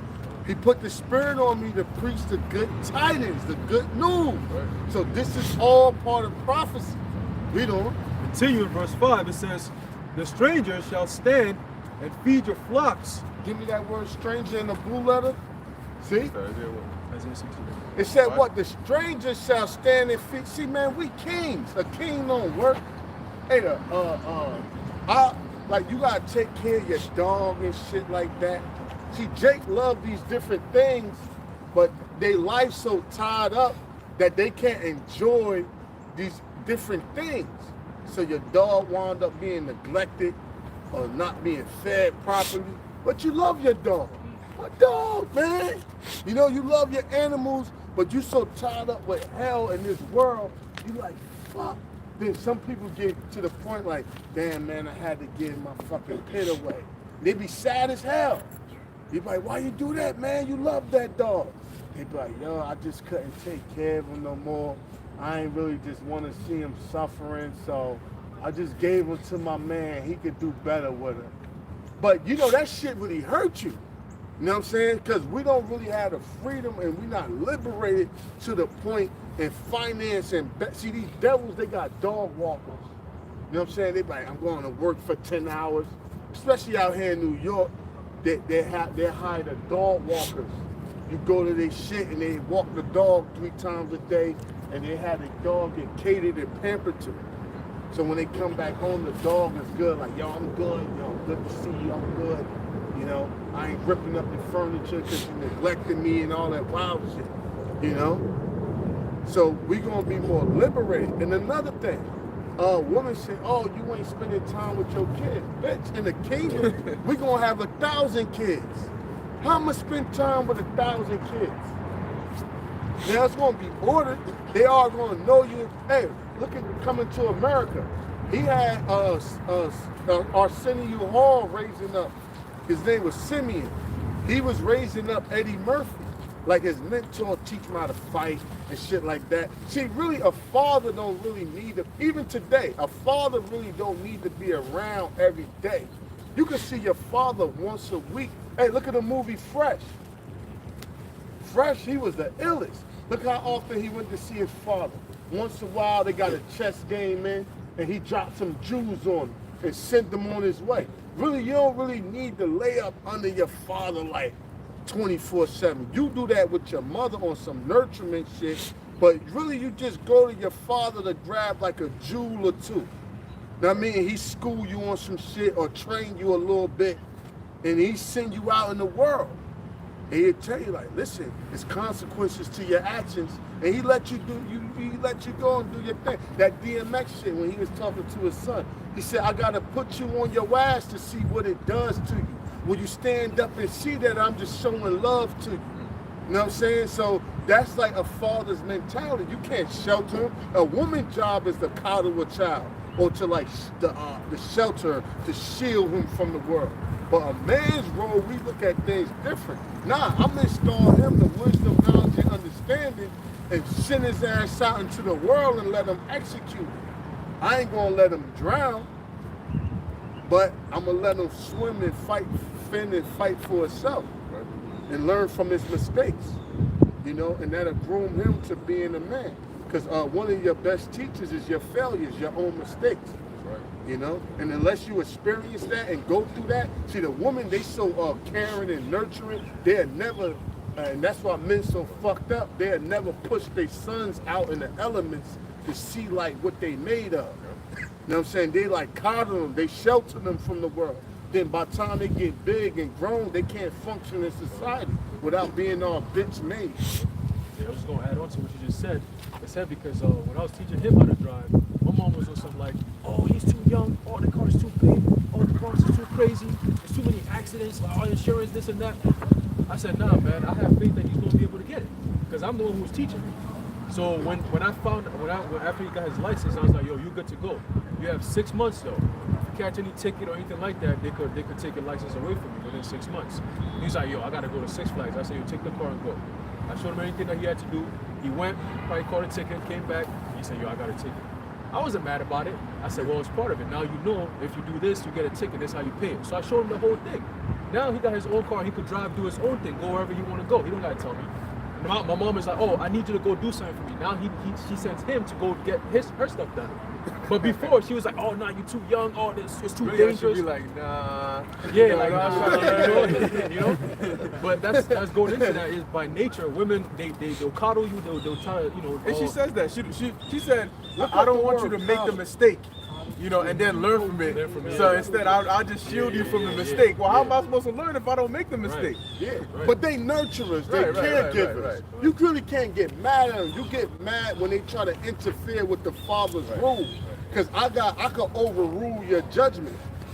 You know what I'm saying? Like you say you got a 5-year-old, and he'd be like, mommy, give me $20. I want to go to the skating rink. And you as a father be like, I ain't about to just get this nigga $20. I'm about to make him work for him. So you come up in your head like, what I need done around this motherfucker? If everything good, I'd be like, yo, clean my car out. You know what I'm saying? Like, yo, you see my car is fucked up. Wash it down, wipe it down, vacuum the inside. I got a little homemade house vacuum shit. Vacuum the inside, wipe my car down, go clean your room and do the dishes. Then, cause now it's like, yo, he earned the $20. Right. So now when he goes spend it, he just won't blow this shit like, fuck it, it was given to me for free. That's why Israel fucked up with the kingdom at first, because it was just given to us. Now we went through hell to get the kingdom, so now we get it, we appreciate it. You know? So that's the mentality more of a father than a mother. See, now the society let the mother judgment overrule a father, and now the kid don't have that balance. You know? I was watching the movie Denzel Fences. You know, he was telling his son, said, how come you don't like me, Dad? He was like, nigga, I ain't gotta like you. Don't you got a place to live? Don't you got food in your back? You think that's like you? He was like, you know, basically he told him like, nigga, I love you, but I ain't gotta say it. Right. You know, a woman that say she loved you but do wicked shit to you all the time, that bitch don't love you. But a chick that never said she loved you but hold you down and sacrifice for you when you in need, she loved you. She never gotta say it. You know what I mean? Because it's there. Like my mother, she hardly ever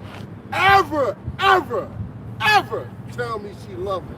Sometimes I get bitches made up by like, damn, man, you never said you loved me. She never say that shit. Never. It's no like hug, emotional moment like, sorry. I'm like, damn, but she never say this shit, but the way she act and the things she do for me, the way she support the truth, I know she love me. But she never fucking say it. Never say it. Never. I mean, through my whole life, it's not been over 15 times. Real talk. She hardly ever say that shit, ever. You know? Like I said, I done got like damn, like, it was nice to hear that shit sometimes. Like, God damn. Say that shit once every 4 years or something. You know? But hey, you know, action speaks louder than words, you know? Oh, so in Isaiah, I had the word for stranger. Oh, stranger. You got stranger? We used to get Cotter. Oh, Cotter. Cotter. Oh, damn. This brother keep me on point. Cotter. Because it said you coddle with child, but when you coddle something, you like that's like boiling. When you deal with cooking, it should tell you. Read that. Yeah, coddle. Definition number 1. To treat an indulgent or overprotective way. See, that's women do that. Now with daughters, that's kind of like good, especially when they get older, because they start doing a lot of. It's like this: when daughters are young, they good, but when they get older, they bad. You gotta watch them. With boys, when they're young, they bad, but when they get older, they balance out. With your daughters, you gotta kind of like keep. Hey, the scriptures keep us watch over us. You know, same as daughters. You gotta keep a more eye on your daughters, because they be done ventured out and did some bullshit. You know, you gotta kind of, if you got an older son, hey, watch your sister. You know what I mean? Have like a guard, a bodyguard over her, or keep an eye on her. That's the definition number 1. Number 2 is cook in water below boiling point. See, so when you cook in water, see, you can cook it at a high point, but when you slow cook it, it breaks it down more. So basically, if you boil your fucking oxtails before you put it in the oven, what are you doing? You're making it, you're tenderizing it. So really, when you say they coddle the child, really the coddle something comes from cooking. It means to like the softening, to tenderize it. But now it's kind of used for like people. So when you coddle your son, that means you like you being overprotective, but by you doing that, you making him soft, you making him you making him like bitch made and soft. You know, like if he fall, like the first thing the mother do to run and pick him up, and they even try louder, that which make they fall. You be like, get up. Like long as he not hurt, say he fall, running. Fall is, you know, when that fall, when they slide, they hit and slide, and they get that little scrape on their shit. You like, yo man, he like 4 or 5 years old. Yo man, get up. Oh, man, get the fuck up, man. Get up. He wiped him up. Okay. Or the father be like, or the old mothers will tell you, if you keep crying, I'm gonna give you something to cry about. Nigga, let me get my shit together. You know what I'm saying? You get you straighten this shit up and you good. You know, and that shapes you for life and that shapes you for society. Or you know your son could get like something, or you might put some juice in the refrigerator that's small enough for him to lift up. He like, Daddy, I want some juice. He like, yo man, go get your own juice. And he be like, and his mom like, how I'm gonna do that? He be like, yo, I seen you open the fucking refrigerator before. Your little ass tug on the thing and open it. There's some juice right there in the refrigerator. Like, Daddy, I need a glass. You tell him to get up on it. Now you watch him so he don't slip and bust his head over there. He could be 4 years old. But listen, it's a stoop right there. Climb up on the stoop, go in the fucking cabinet, and get you a glass. Climb down. But you watch him, he might try to climb down with the glass and break his balance. So you tell him like, sit the glass on the counter, climb down, then get the glass. He's like, oh, okay. You know, he do that. He be like, take the glass to the thing, pour your juice. Now he might pour more than he want to drink. You be like, yo, you better drink all that shit.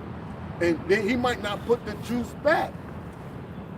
You might tell, listen, next time you get some juice and not put it back, what about other people that want to drink? You think they want something hot to drink?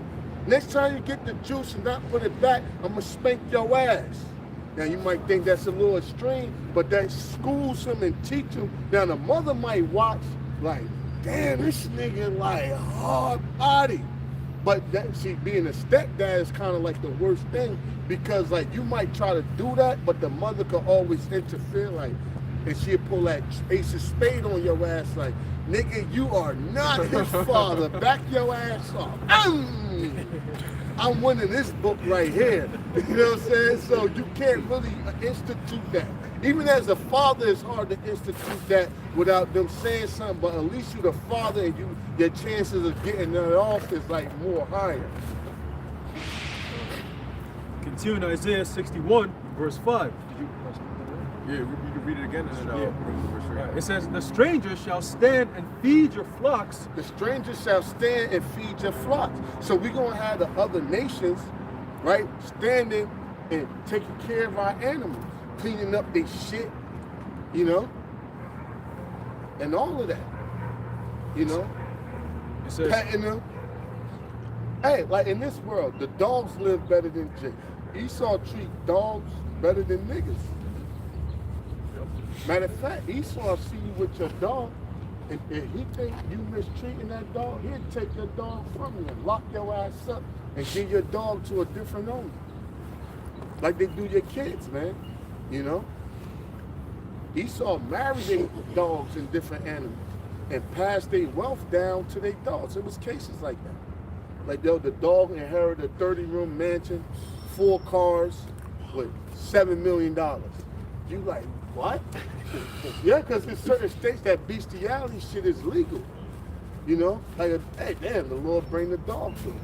You know? But hey, people pass their wealth down to the dog. The state just wound up taking that shit. Like, you dumbass people, give me this shit. Esau put that shit in his pocket, put the dog to sleep, send that motherfucker to a different home somewhere. That dog don't. But people is that, and not only that happened with these Edomites, these bugged out Edomites. you know, and some of the other nations, or Jake that's following behind that path of that spirit of Esau. They leave your dog in inheritance. Is you fucking bugged out, man? Get that shit to charity or something. You left a dog in inheritance. The dog in court, like, yo, you really got cases like this, though. You, hey, look it up. You got cases of the dog received an inheritance, man. Oh, shit. like, yo, man, people was crazy, man. This shit is Babylon for real. When I heard that, I'm like, nah. This shit is too much. Oh, in court. All right, And the judge reading to him like, you get your owner has left behind for, because it's by law, so they gotta yeah. Oh, They no. the lawyer gotta tell a dog like your owner has left behind for you. This shit is for real. I ain't playing, bro. This shit is on the books. In them states, different states, I think Ohio's one of them. Not where this particular case happened, but people could like, they got hotels where you could check in with your dog and all that shit. Yeah, that bestiality shit for real in certain states, you know? Yeah, you got strangers, right? Yeah. This is the word stranger in Isaiah 61, verse 5. So, because it said what? The strangers shall feed your flock, meaning they gonna take care of our animals. Hey man, Jake love, like I love dogs. If it was up to me, man, I probably had like 7, 8 pit bulls right now. But I can't afford to like really, like I had trouble taking care of the one I got. But I love like the, you know, different breeds and this and that. Different dogs. I like dogs just like my thing. I love animals, period. That's just a Jake thing. Yeah. But if it was up to me, like, man, I just don't want to bite off more than I can chew. So I'm not able to really, like, enjoy that luxury. A lot of people like animals. You go into these different spots, they want to charge you an extra fucking $100 a month just to own a pet. You know what I'm saying? Or like some crazy, oh, no pets allowed here and all this different, this and that, man. You know? But we are people of nature. You know, Jake loves different birds and parrots and animals and monkeys. And, hey, you check Jake out in the hood, they be having like fucking tigers and lions. Now that's a little extreme, but we still get the spirit of our people, man. We in tune, we in one with nature, you know? So this is the word for strangers, zawar, in the Hebrew, and it says to be strange, be a stranger, to become estranged, strange, another, stranger, foreigner, an enemy. Right, so zawar is equivalent to nakar, but the other word for stranger as far as an Israelite foreigner is gar, as far as like Garsham, because Garsham was Moses' son, and gar means like an Israelite foreigner. But it's two words for strangers. You got nakar and zawar. They equivalent, they interchangeable, meaning as actually a non-Israelite when you do your history and research. So when it said the strangers, that's just showing you that these are the enslavement of the other nations. This is the gospel. Continue Yeah. reading. It says, Isaiah 61 verse 5, it says, and the strangers shall stand and feed your flocks, and the sons of the alien shall be your plowmen and your vine dressers. Yeah, they're gonna be taking care. See, even a woman, you know, the woman, they'll go out in the field and dress, you know, keep the crops and all that. Nah. The other see, even our woman gonna have a slave. If that woman not an Israelite foreigner, hey, that's the perfect example. Knowing how the law works, you probably an Edomite, because we talking about the female slaves. Our woman gonna have, hey, bitch, go get me some tomatoes. Go fetch me some, we gonna have people fetching our wine and stuff like that. Because all that gonna have to be picked from the natural supermarket, which is what, the garden. You know, yo, give me some cucumbers. And if she bring back a damaged cucumber, she might get the shit slapped out of her. There you go. Yeah, some Hagar shit. So our woman they gonna have servants. They gonna be well taken care of, you know. Continuing verse 6, it says, "But ye shall be named the priests of the Lord Yahweh." Yeah, the whole, not just the Levites, but what? Because under the second covenant, we all a nation of priests. You know, and you have the veil split. You know, showing you what? That the priesthood was done away with. And now Levi, and that show you how Levi is adopted as a tribe now, instead of just one priesthood. Because now we all want a nation of priests. So we shall be called the priests of the Lord. Because what? We're going to have to execute the law and the service and the judgment amongst the heathen nations, man. It says, "Men shall call you the ministers of our power." Yeah, the servants of the Lord. And this towards who? The Israelites. So we're the only ones that can, because minister means servants. You know? It says, "Ye shall eat the riches of the Gentiles." Yeah, and what's their riches? All they shit, really, we taking back our shit, if you want to be technical. Everything these devils got, we just gonna reclaim it. It's ours anyway. You just held on to it. Right. You just held it. You holding it for some time. Now it's time that we take our shit back. You know, read. It says, and they riches also mean like their lands. Say they land, cause certain trees and shit grow in certain, like frankincense, right? You got frankincense from all over. You got Tunisian frankincense. You got the frankincense from Israel. You got you got certain land areas that only grow certain things that these heathens actually own and possess, cause it's their land, right? So, but what they gonna do? They best crops. They gonna get that shit to us, and they gonna keep like the rest, you know? Like they best, say they grow like an exotic apple or an exotic incense that the other lands don't grow. They gonna give that shit to Israel. Right. They gonna have to sacrifice. Hey, listen, man, the Most High, hey, is the God of Yahushua. He sacrificed his life for Israel, right? And the elect, we got to sacrifice our lives to prove who we are to the Lord. The Lord told us his main sacrifice, he said your family. Because the Lord knows, we like, I'm to prove these niggas, because we like the Lord's woman. Yo, to prove that these niggas really love me, I want to make them give me something they really care about. And give it to me. That's why Esau do that with his Illuminati, Jennifer Hudson, and Michael Jordan losing his father and all that crazy shit. They try to mimic the Most High and make you sacrifice of things that's precious to you. They gotta mean something. And that's why the Lord like, okay, I got you. Y'all niggas love your mama and your daddy and your kids. And that's why a lot of those scriptures he said, listen, if you're not willing to forsake mother, father, if you don't hate mother, father, son, daughter, you know, for me, you are not willing, if you're not willing to forsake your own life, you cannot be my disciple. So I'm like, damn, that's heavy. So what I did, as I deal with different women, I tell them shit like that. But not really, it's really supposed to be like that. Because really, when you get with your woman and she become yours, her parents ain't got shit over what you say. Especially if you did some walk down the aisle marry shit.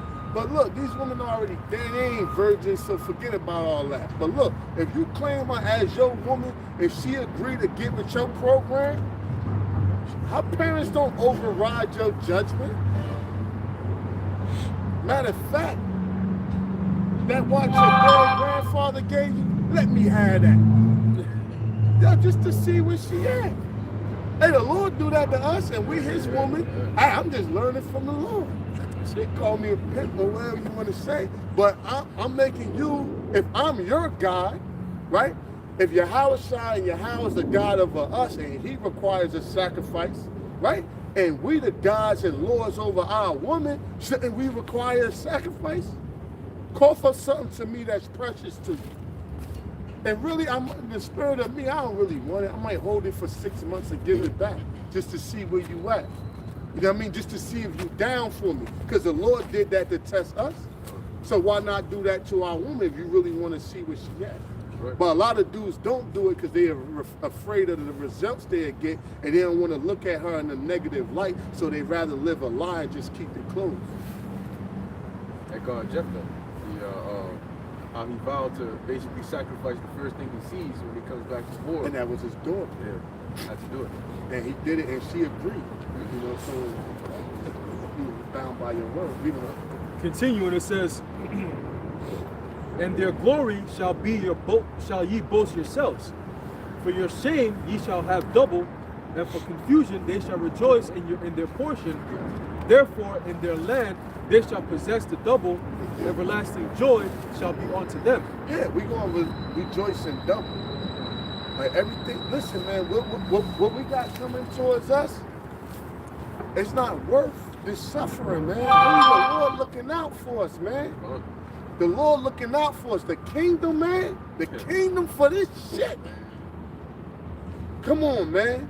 The kingdom. Hey, man, two of the biggest fuck ups in life is a woman who left a man of God and a nigga that fell out, especially around now.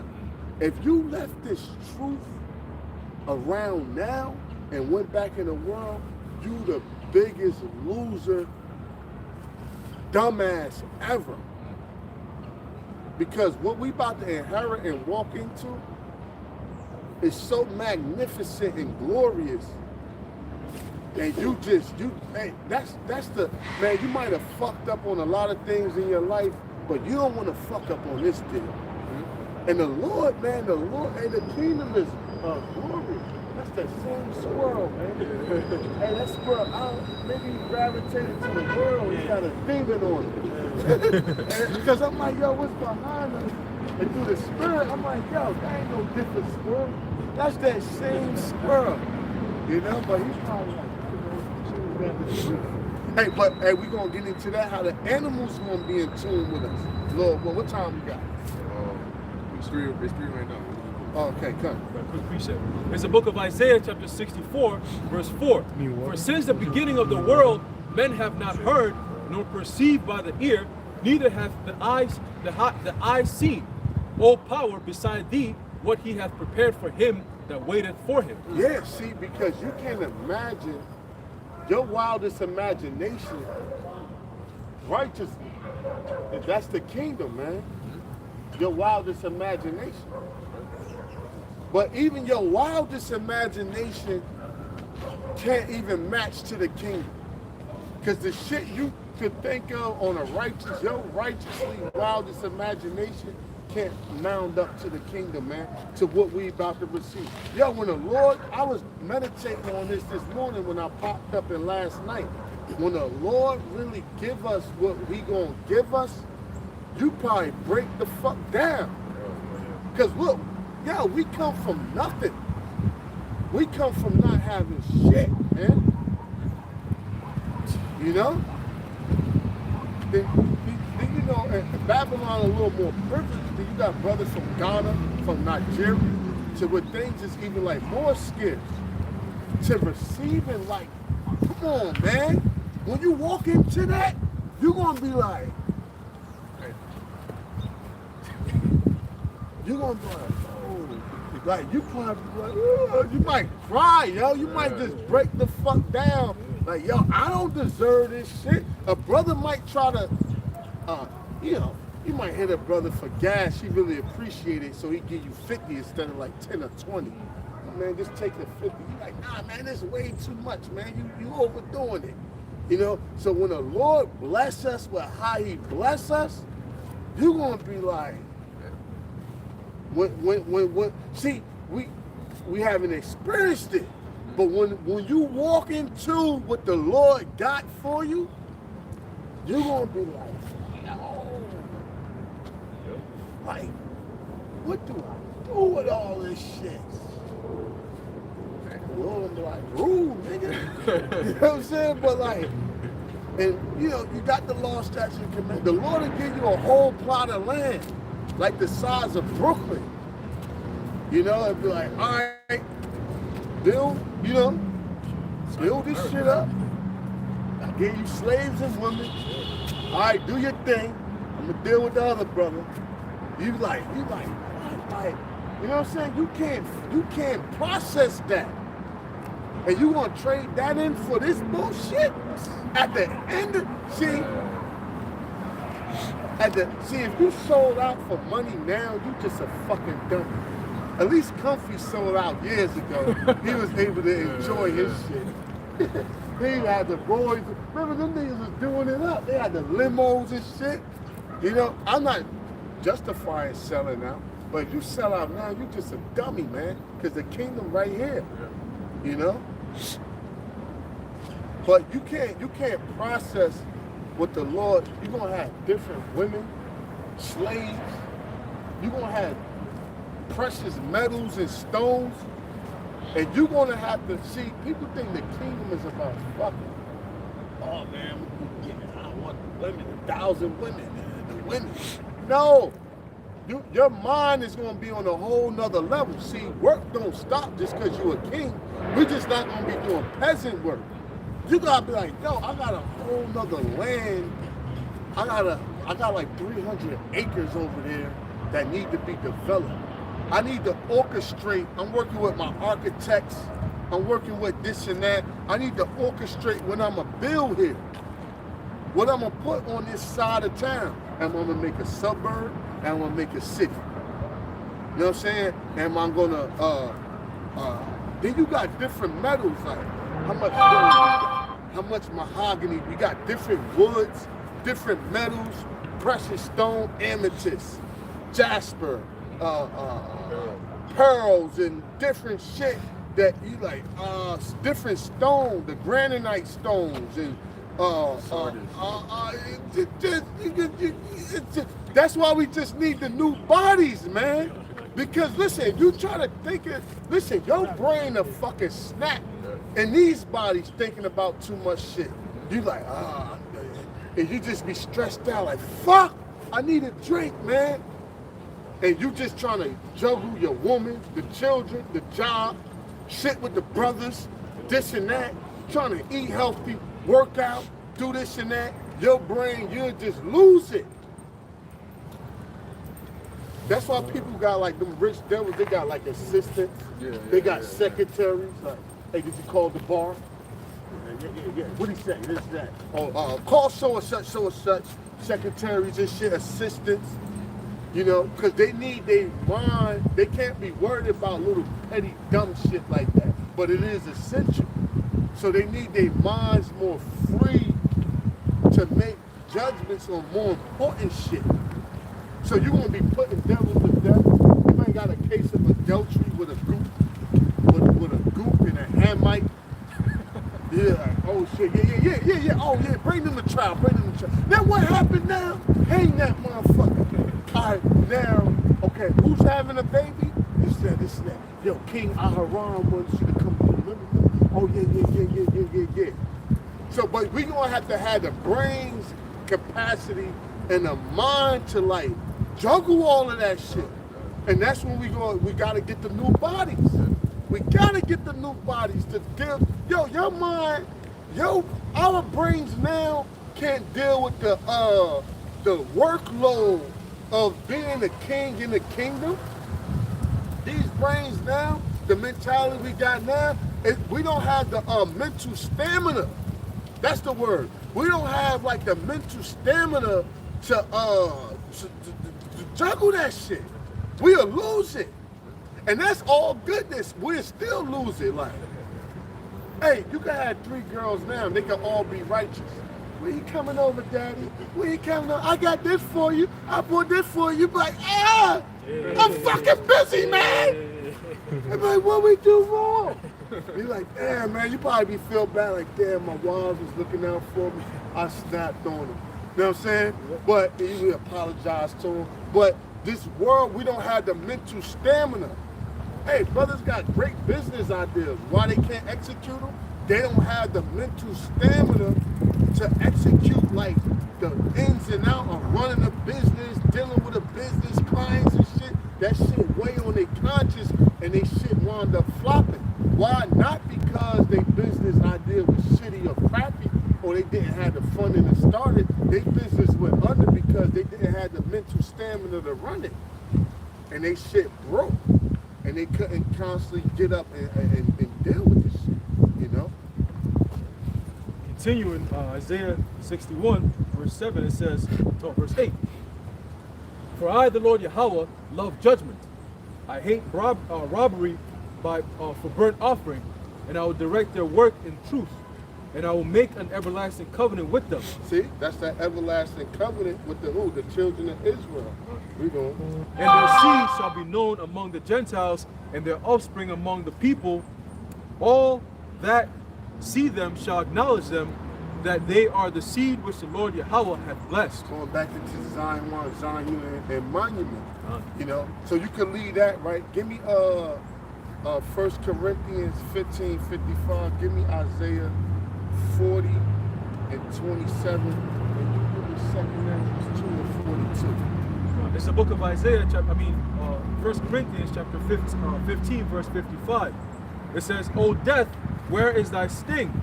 O grave, where is thy victory?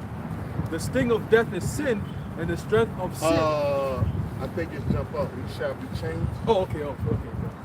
It's the book of 1 Corinthians chapter 15, verse 51. It says, "Behold, I shew you a mystery. We shall not all sleep, but we shall all be changed. In a moment, in the twinkling of an eye, at the last trump, for the trumpet shall sound, and the dead shall be raised incorruptible, and we shall be changed." Right, we're going to get these new bodies. Because listen, what about graduation day? Hey, read that, Yahweh Shai on 2 and 42. Yahweh Shai going to put crowns on each and every one of our heads when he crowned us. Now think about that. That's 144,000 men. What if he got a speech with that shit? The brother Malcolm, come on, you know, he's spitting Hebrew. Like, the brother come up from deep in the back. It might take him a minute to walk up there, depending on like however the setup is, right? He walk up there, he got a speech. It might take an hour, 3 hours to crown that brother. If we in these bodies, we like, yo, man, I'm hungry as hell, man. But you don't want the Lord to cut your shit off, so you up there just fucking starving to death. That shit could take 5 years. Graduation day, we don't know. I mean, the kingdom is forever. We God's now, so time don't affect us. Matter of fact, what tells time is the sun and the moon. So if we leave the atmosphere, we outside of time. So time don't affect us. You know, so graduation day is just, hey, remember when Paul was teaching and dude fell out the window and broke his shit and Paul healed him? And that's just a small example. Now, remember them ancient windows, they had no like glass or nothing, no screen. It was just like a hole cut in the building. You know, he probably was sitting there listening to Paul. Paul was rocking out for like hours. And dude, man, got sleepy and fell out the window and broke his shit. Hey, Paul was the illest man. He kept teaching. Let him lay there with his shit broke. He died. I think he died. Then Paul, when he was done, he went and healed him and raised him back up. I was like, damn, Paul went hard. Imagine teaching so long, mom, and fall asleep and fall out the window and break his shit. But you like, fuck it, let him lay there. And you still teaching. Then when I read that, I was dying. I was dying like, man, that's some shit. So imagine graduation day. You know, brothers clap, yeah. He's his slave. He crowning brother. Hey, let's think of, hey, read that. Get the point. He put the crown on their head.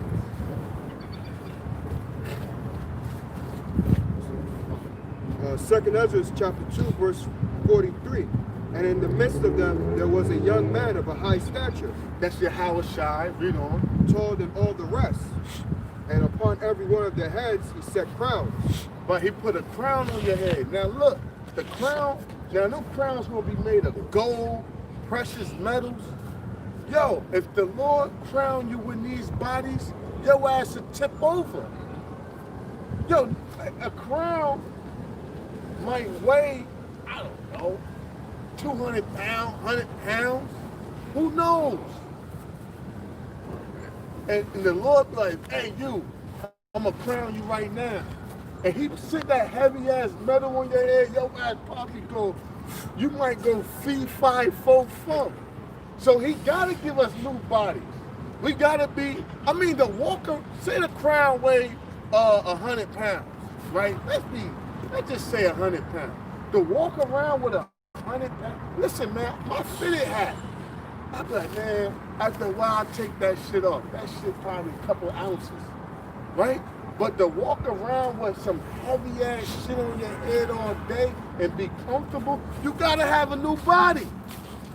I don't care if you're Schwarzenegger.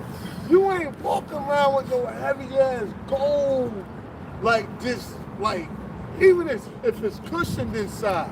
You just got this metal on your head like all day, like, Break your neck. yeah, you That's gonna like- probably break your damn neck. Because you can't even carry a 100-pound dumbbell for like even 10 minutes straight, just holding it. Your hands will break. A 100-pound dumbbell, that's a dumbbell that would work out.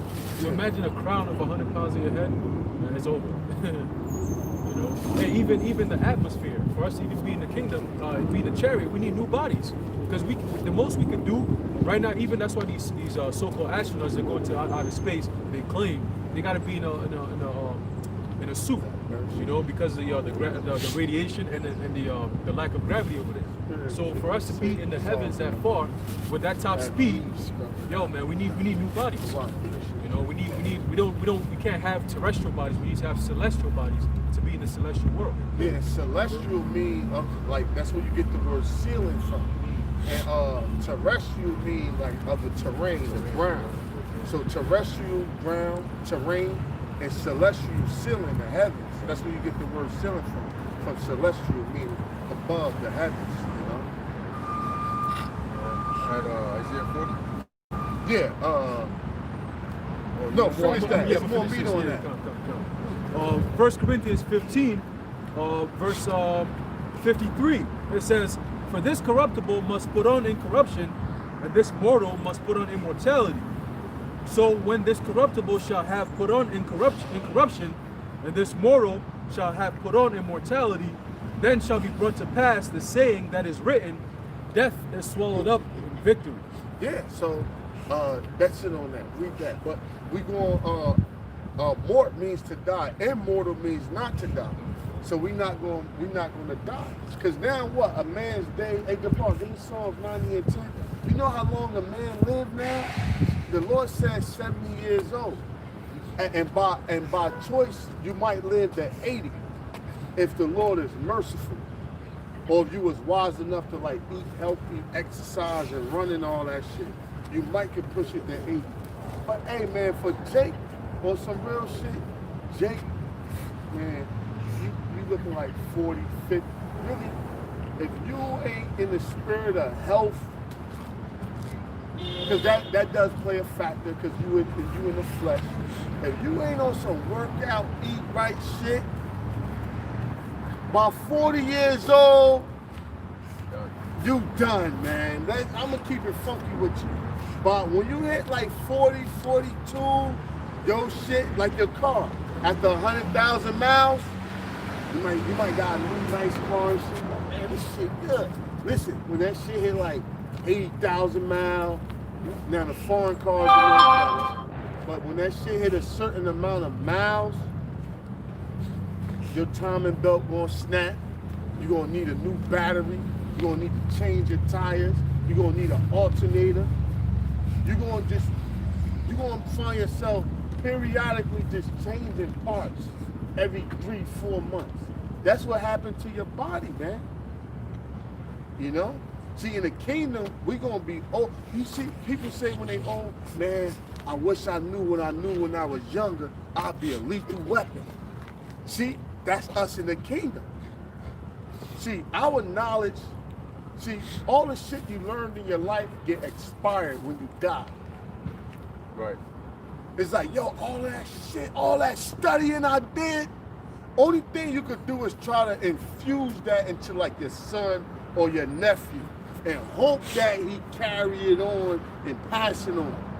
But other than that, all the shit you learned to study, it goes when you die. See, when you're immortal, you become like a young, youthful, like everything you know and learn, you retaining all of that. Because listen, you can't, the Lord got so much, you can't never, even when the Lord's so bad, even when we immortals, we'll never know everything and figure everything out. Even as immortals, the Lord said, I can number the days of eternity. So you be like, what? How the fuck? You know what I'm saying? Matter of fact, give me that. Second Ezra, Sirach 1 and 3. Give me that. Give me Sirach 1 and 3. He said, I can number the drops of rain and the days of eternity. So that means you could never get, even as immortals. See, it said the Most High ways is higher than our ways, as the heavens higher than the earth. Now you might think, oh, that's just talking about in these bodies. Nah, nigga, that's talking about even when you as a God. You can never figure out the Most High. Even if you was 8,000 years old, you still on a low level. But see, now with these bodies, you live like 310. Hey,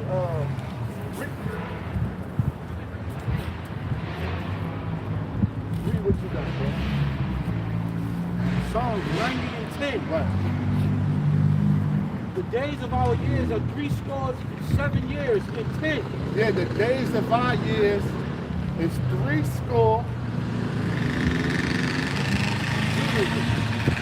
The days, this is Psalms chapter 90, verse 10. The days of our years are 80 years and 10. Yeah, a score is 20. 80 is 60. And he said in 10, that's 70. That's why today's, like I'm 35 now, someone will say that I'm a middle-aged man. Like, oh, the brother is middle-aged, right? But after really after 40, it's a down slope for you if you're not taking care of yourself, which most people don't. Especially if you're a woman. Really, for a woman after 30, your biological, because society even shows it with high-risk pregnancy, chromosomal damage, menopause. Not only menopause come like 50, but it can hit as early as like 30. Look up the youngest menopause could come. And menopause is when, they get the hot flashes, they stop bleeding and all of that. And from that point, you just go downhill, man. You go downhill, even as Jake. 40. Huh? Okay, 40 is usually between 40 and 45. If it happens before that, is premature menopause. But it says really 40. Around 40, right? That's early, but normally can hit like 50. But see, Jake, after 40, you done. If you're not taking care of yourself, you gotta be on some strict shit, like running miles and, you know what I mean? You can't be eating the bullshit and all of that, because I'm telling you, your transmission, which is your organs, I'm comparing it to a car, your fucking heart, your blood, your fucking circulation, the blood pressure, your shit is gonna start collapsing on you. And you like, God damn, I only lived like 4 decades on the earth ain't shit. Right. Hey, turtles live longer than us. Yeah. They say, yo, you want to give your child a pet, get her a turtle, because it'll outlive you and her. That's fucked up. But, because we greater than those animals. Yeah. But they got abilities and characteristics that shit on us, So 10, read on. 10, and if by reason of strength, they be 80 years. By strength, because you on your shit, right? And you really stretch it to 80. But what's half of 80? 40. What's half of 70? 35. Right. So once you hit 35, you already middle age. You only been, and really, Jake, what's that Jay-Z shit? when we call the cops to 18 because they hop out of vans and spray things. Life expectancy so low, we linking our wheels at 18. Because if you Jake living in the street, nigga, you got about, you ain't going to even see. I really, dudes that I knew that was heavy in the streets, if they lived to see the 30, that's because they got bagged and got given like this high-ass sentence. That's the only thing that preserved it. But all the Jakes I knew that was heavy street dudes, the gun-heavy dudes, them niggas got whacked around like 23, 25, 27, not even really like 28, 29. Then with the McDonald's, the gangster rap, and all that shit, your life is cutting, your life is like a vapor, like the scriptures say. But see, in the kingdom, we gonna live forever. Hey, when you watch Dragon Ball Z, that dude Barris, that motherfucker sleep for 50 years. Yo, that motherfucker go to sleep for 50 years. And he don't gotta sleep. He just sleep for the hell of it. That's gonna be us. We gonna sleep for, we don't gotta eat. We gonna eat for the enjoyment of eating. That's just because we gonna be like part human, part gods. You know, so where we able to enjoy carnal things, but still be like on a godly level. Right. Like sex and food, you know? But so we gonna eat for the hell of eating. But if you went fucking 6 months without eating, it ain't like you gonna die or become malnutritious. Right. Cause the Lord gonna give us those new bodies. We're gonna be on a whole totally new, different level, man. Read what you got. This is Isaiah chapter 40, verse 27. Why sayest thou, O Jacob, and speakest, O Israel, my way is hid from the Lord, and my judgment is passed over from my power? Hast thou not known? Hast thou not heard? That the everlasting power, Yahweh, the creator of the ends of the earth, fainteth not, neither is weary? There is no searching of his understanding. See, there's no searching of his understanding. So even as a God, you travel in solar systems, 8,000 years in the kingdom, you still can't say, I finally understand the Most High. No, you still low level. You still low level. But see, the Lord gonna give you everlasting life so you can really enjoy and retain and build your portfolio on his wisdom, knowledge, and understanding as you grow in age, man. And that's just gonna be beautiful because you're gonna be like wine. You're gonna get better in time, but you not, see now, you could get better, but that shit gonna expire. And your only hope is to try to install it into some type of youth. But who's to say he's to carry it on? So really all the things you've done, unless you invested into the Lord, into your salvation, other than that, all that shit you did was in vain. You know? Is that, you got that in the blue letter? Yeah. There's a couple words I want. Yeah. All right, read on. Keep Oh, reading. you got something? Yeah, I was gonna add on, but you can finish that. Keep reading? Yeah. All right. Verse 29. He giveth power to the faint. Right, he said he giveth, read 28 again. Come. Hast thou not known, hast thou not heard, that the everlasting power of the Lord, the creator of the ends of the earth, fainteth not, neither is weary? There is no searching of his understanding. He giveth power to the faint. He giveth power to the faint-hearted. Now, look up the word power.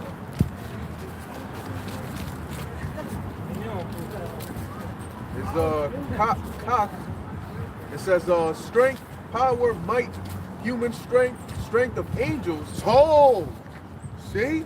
He giveth power to the faint. Because right now we weak in these bodies, in this flesh. You know, in different situations, our spirit even might get weak. We got to pray for strength. So he said what? The might of what? Angels. Yep. It says power of God. And then it says, we're going to get him a little hammer. The father one had a big hammer. But go ahead. The power of what? right, so it says strength of angels, power of God. See? The strength of angels. So when he said, I give it power unto the faint, meaning he going to take men and put them on a level of angels, man. And angels don't die. Angels don't die. So that, hey man, that's heavy, you know? And I, you know, the Lord, I actually looked it up because I got written precepts. I'm like, let me look up this word power, you know? And it actually told you like an angelic type of power. There's the book of Zechariah, chapter 12, verse 8. It says, in that day shall the Lord Yahweh defend the inhabitants of Jerusalem, and he that is feeble among them that in that day, and he that is feeble among them at that day shall be as David, and the house of David shall be as God, and the angel of the Lord Yahweh before them. Right, so the ranking system, you got the Lord amount of brothers, they're going to be like King David. King David was leaping walls, bending metals, you know? He had spiritual powers to a degree, slaying armies. Then he said the house of David, which is the elect men, they going to be like gods, like angels, like Michael the Archangel, on a whole totally another different level. All right, continuing in Isaiah 40, verse 29, he giveth power to the faint, and to them that have no might, he increaseth strength. Look up the word strength. He increases their strength. Itazama, or Itazama. It says power, strength, might. Yeah, which comes from the word Itazam, or Itazama, which is strength or might. Okay, read them.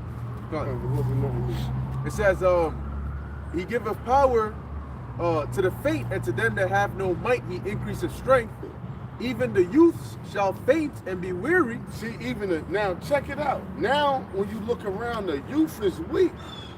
Yo, a person like 17, 19, them niggas supposed to be like bulldogs. Right. Yo, them 19-year-old niggas be burned out. You like, yo, what's up with you, man? Yo, when I was like 16, I was smoking and everything, but I could run like a mile. You know, we was playing manhunt, climbing buildings and shit, playing tag, chase and all of that, you know? Climbing school fences. Now the school fences was like this. We would climb up the whole thing and climb over and jump it, you know? All kinds of shit. But now when you check it out, the youth is done. Like, yo, these little niggas like, yo, how you 17, 18, 19 years old, but you can't walk up 3 flights of stairs? You like, what? That's unheard of. Even if you did smoke. Like, yo, that's unheard of, man. And that show you how much of this place went to hell.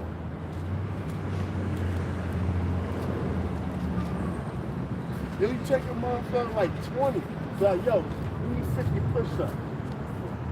He ain't about to do that shit.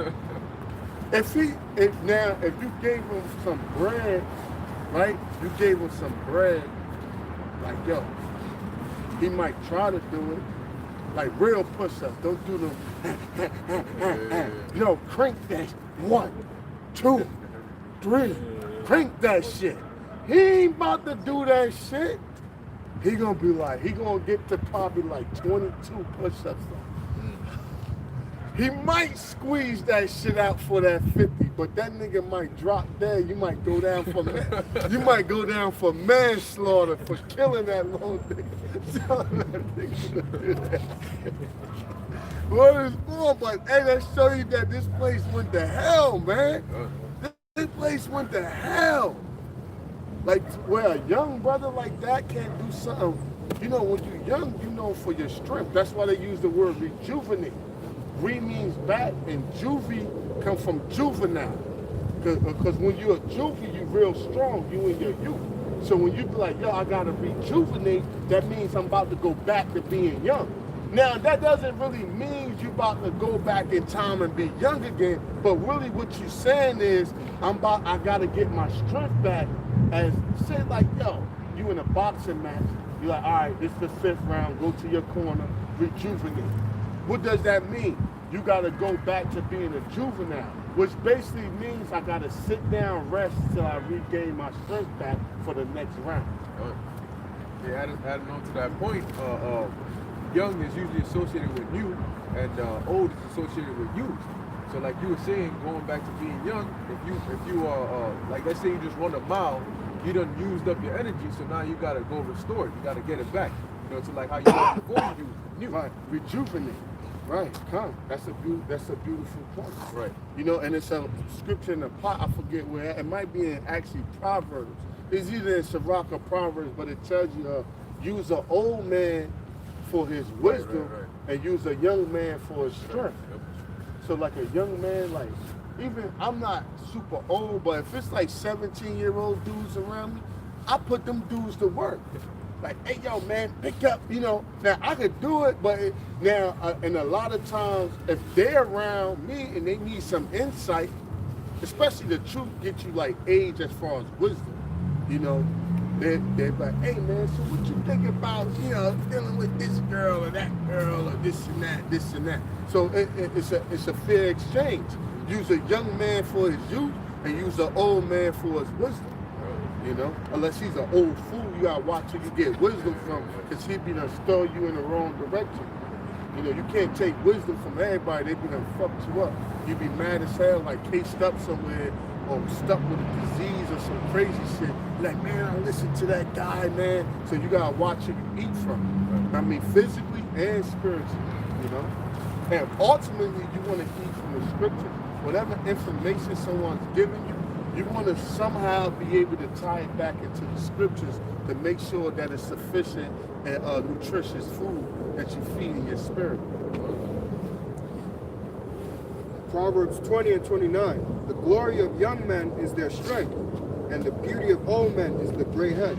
Ooh, my brother, I wouldn't have pulled that one out there. I knew it was in there, but I just didn't know where. But hey, that's what brothers is for, and that's why it's important to study, because you can help each other. See, a brother that really don't study is just like, you know, like you be jammed up in the lesson, like, damn, where that's at? And you can't really bail them out. Now, people could probably type it in and look for it, but he like, yo, I know where that's at, and he brought it out, and now the point is edified, you know? So it's important to study and not just like, you know, be like dead weight. You know, you want to be able to add to the body some type of flavor or some type of point or an example to help the word be edified for the hopeful elect. But hey, the water, brother, that's it. So I say, adding on to your point about the youth and the strength, King David, all right, as an example, when he was younger, as you read, it tells you how he was wrestling bears and lions, how he rescued a lamb from the mouth of a lion. He was young, you know? And now you got young kids now that can't even do, 30 push-ups?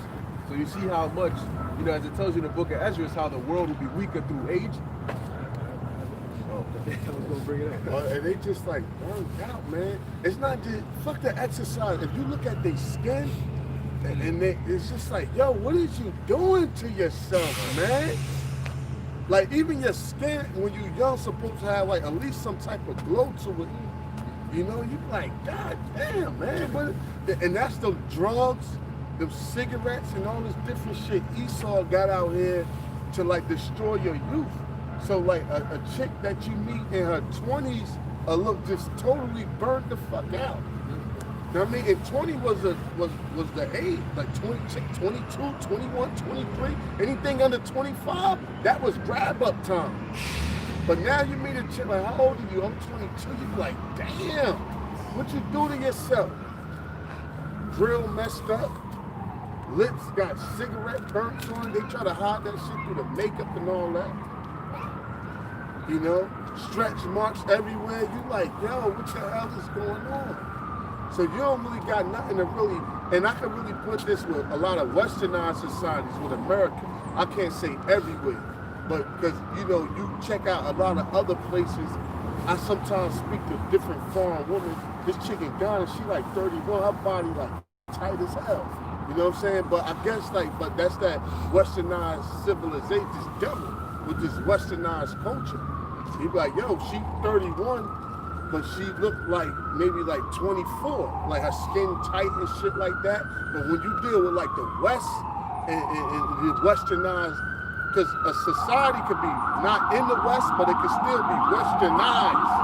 So don't get it twisted when I say America, because you got westernized societies that's in the East, like London and shit like that. These westernized societies is just fucking terrible, man.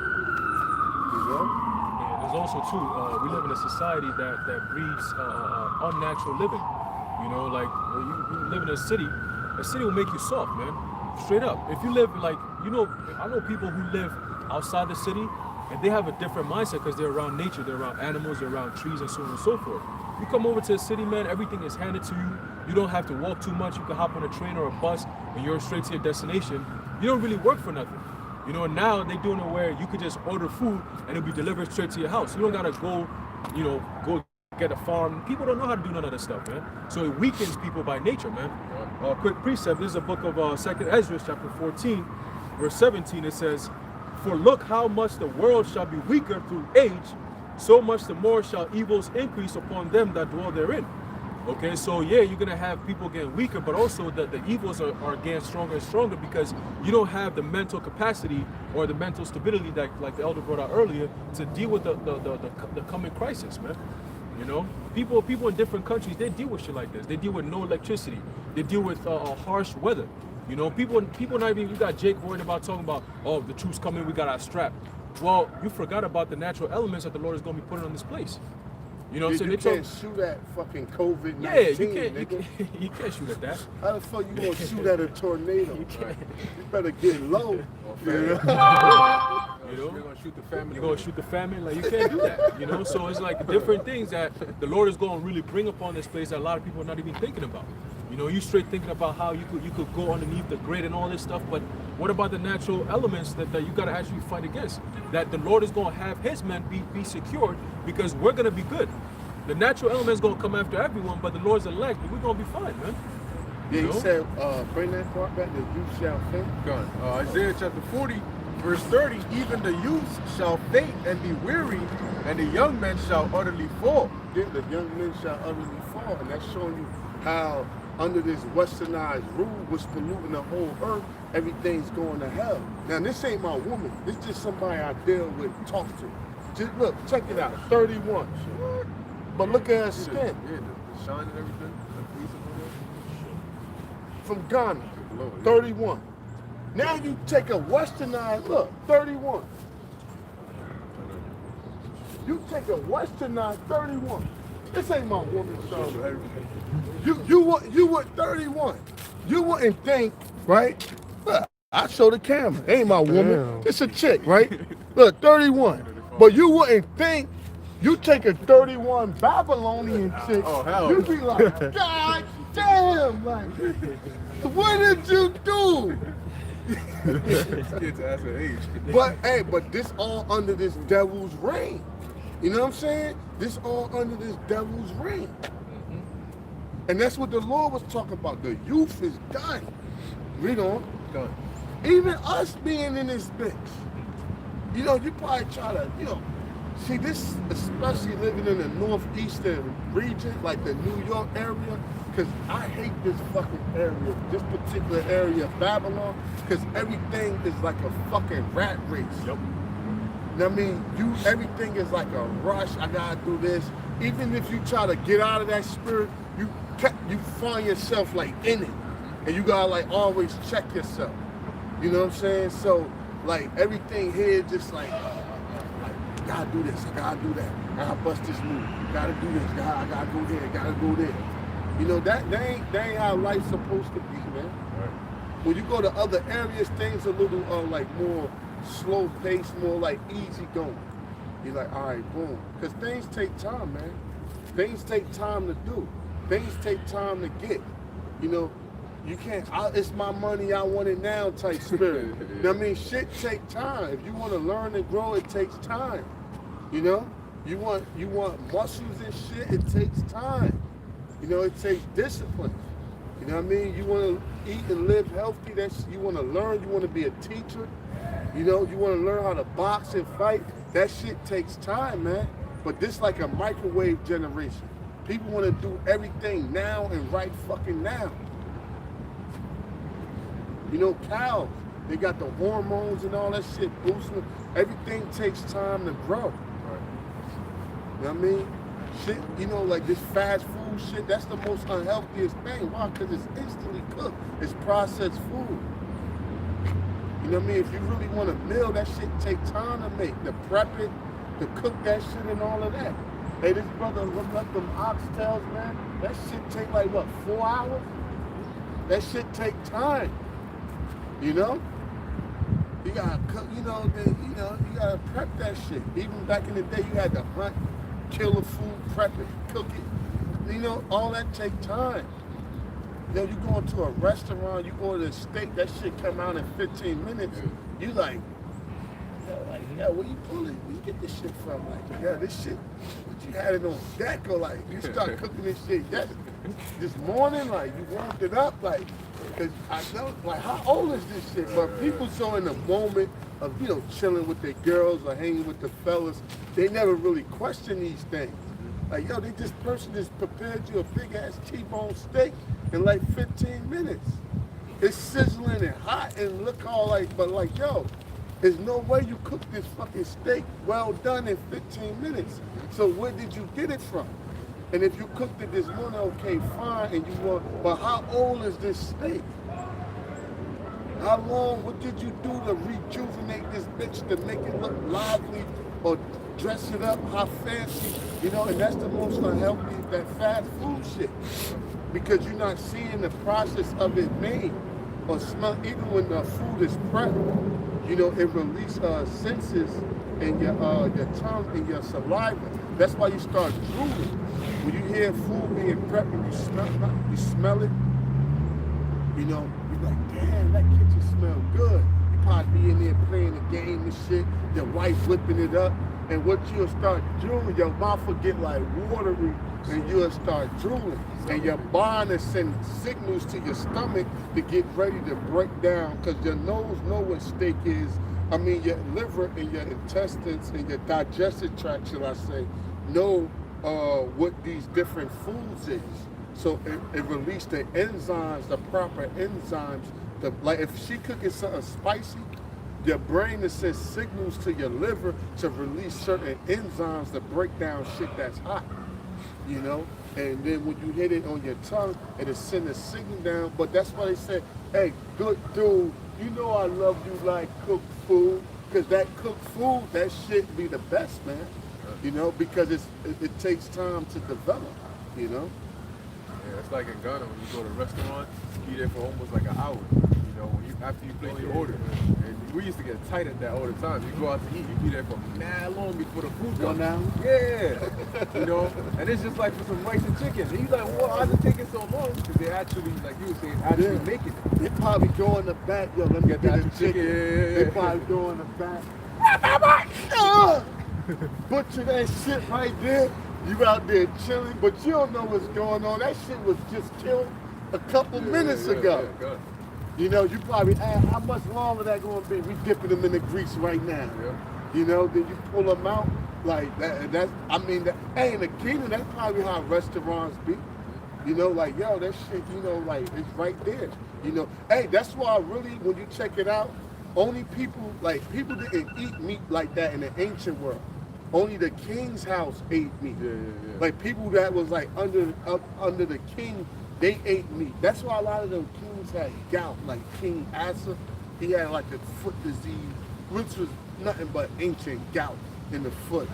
Because a lot of the king house had access to meat like that. Because really to eat meat all the time, like you had that, like, because you had to kill an animal and drain the blood. That shit was a process.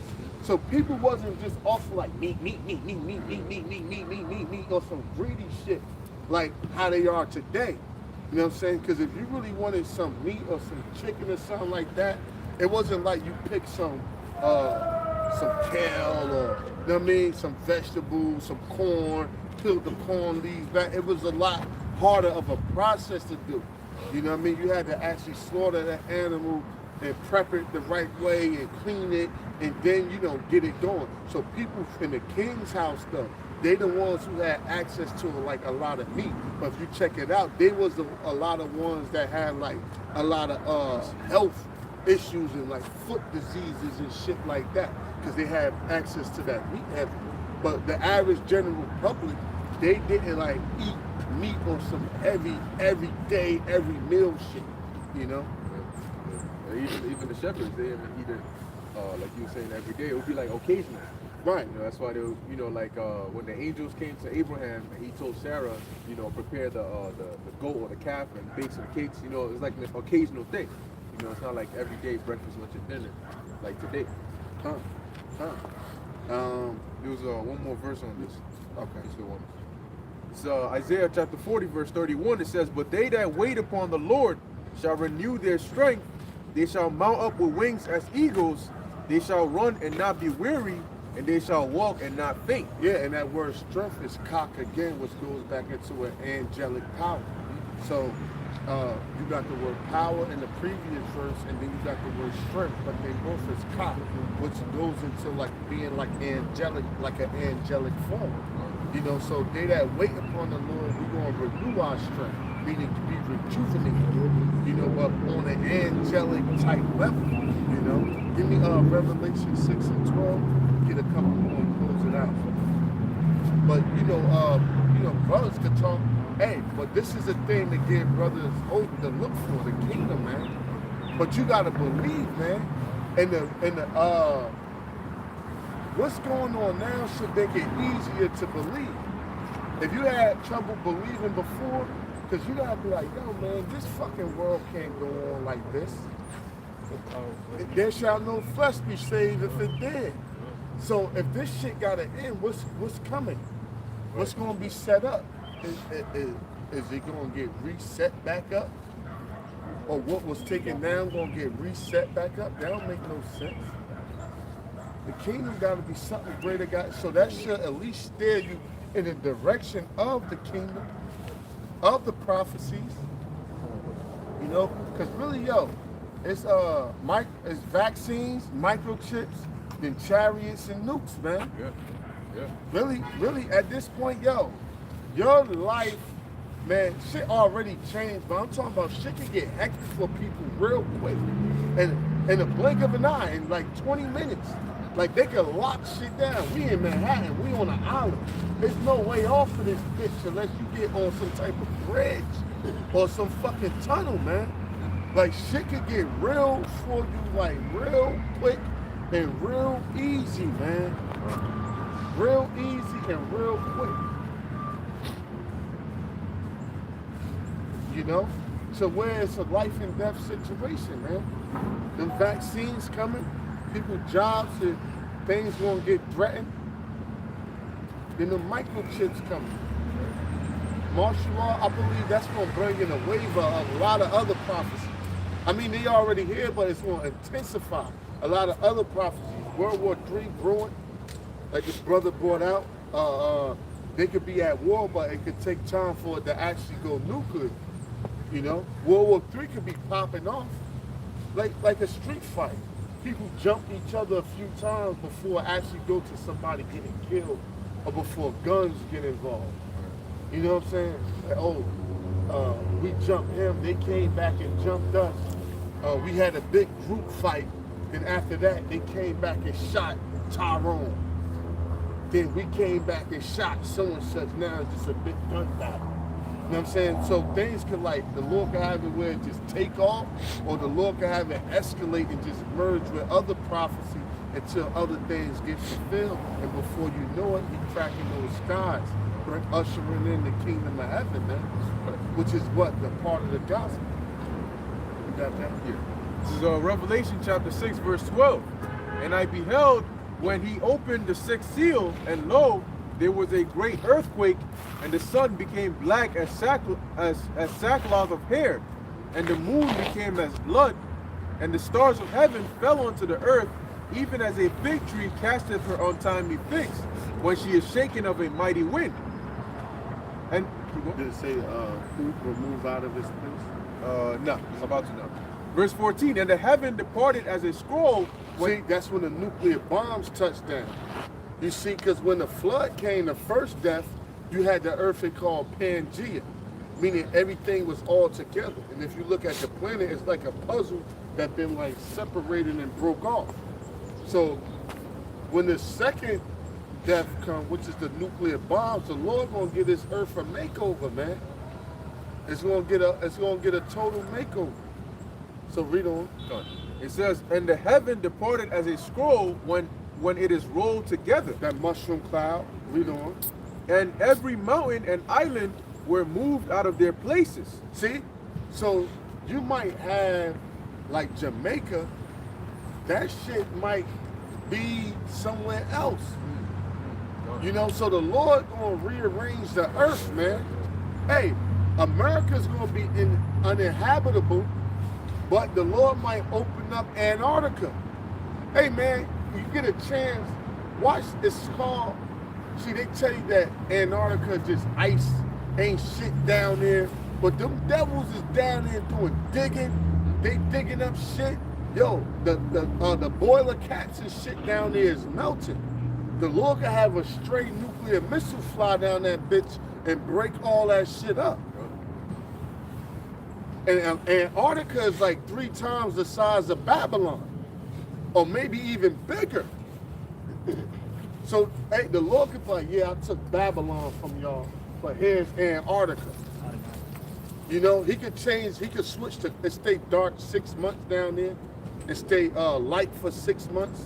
But the Lord could just, he gonna get his whole earth a makeover, man. You know how you change your room around? You got your TV by the window, your bed by the, you know, with the fish tank or whatever. And it was like that for the last 5 years. And you just switch things around. It feel like you in a new room. You're like, oh shit. You know what I'm saying? You're like, but everything was there that was there before. It was just moved around.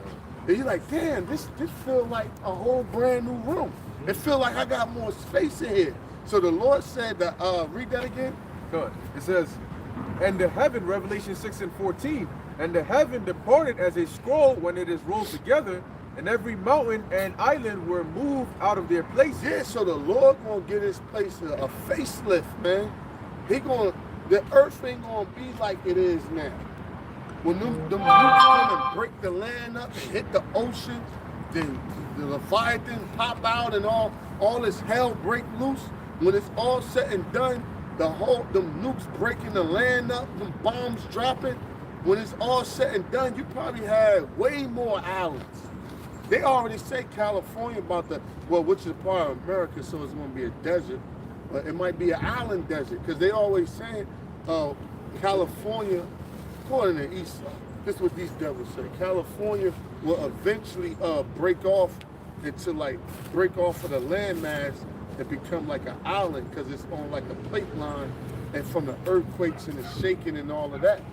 So man, when the nukes hit, man, you don't know how the Lord going, hey man, he might have mad different islands and crazy things. That's it, you don't know, eyes have not seen. And it's just the planet Earth. So how much more the other planets and these various different things, man? Good. It says, verse 15, and the kings of the earth, and the great men, and the rich men, and the chief captains, and the mighty men, and every bondman and every free man hid themselves in the dens. No, that's it.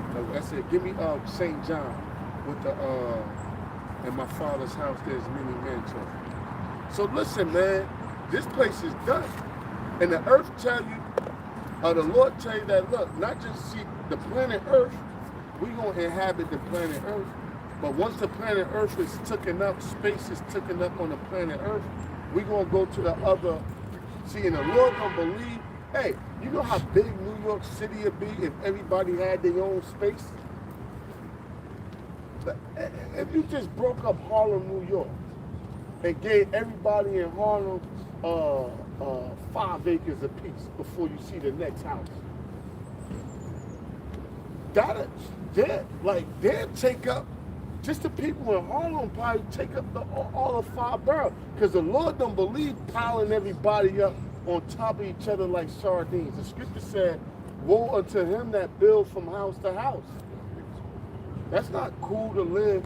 You know, you hear your neighbor talking to this girl, that's wicked, man.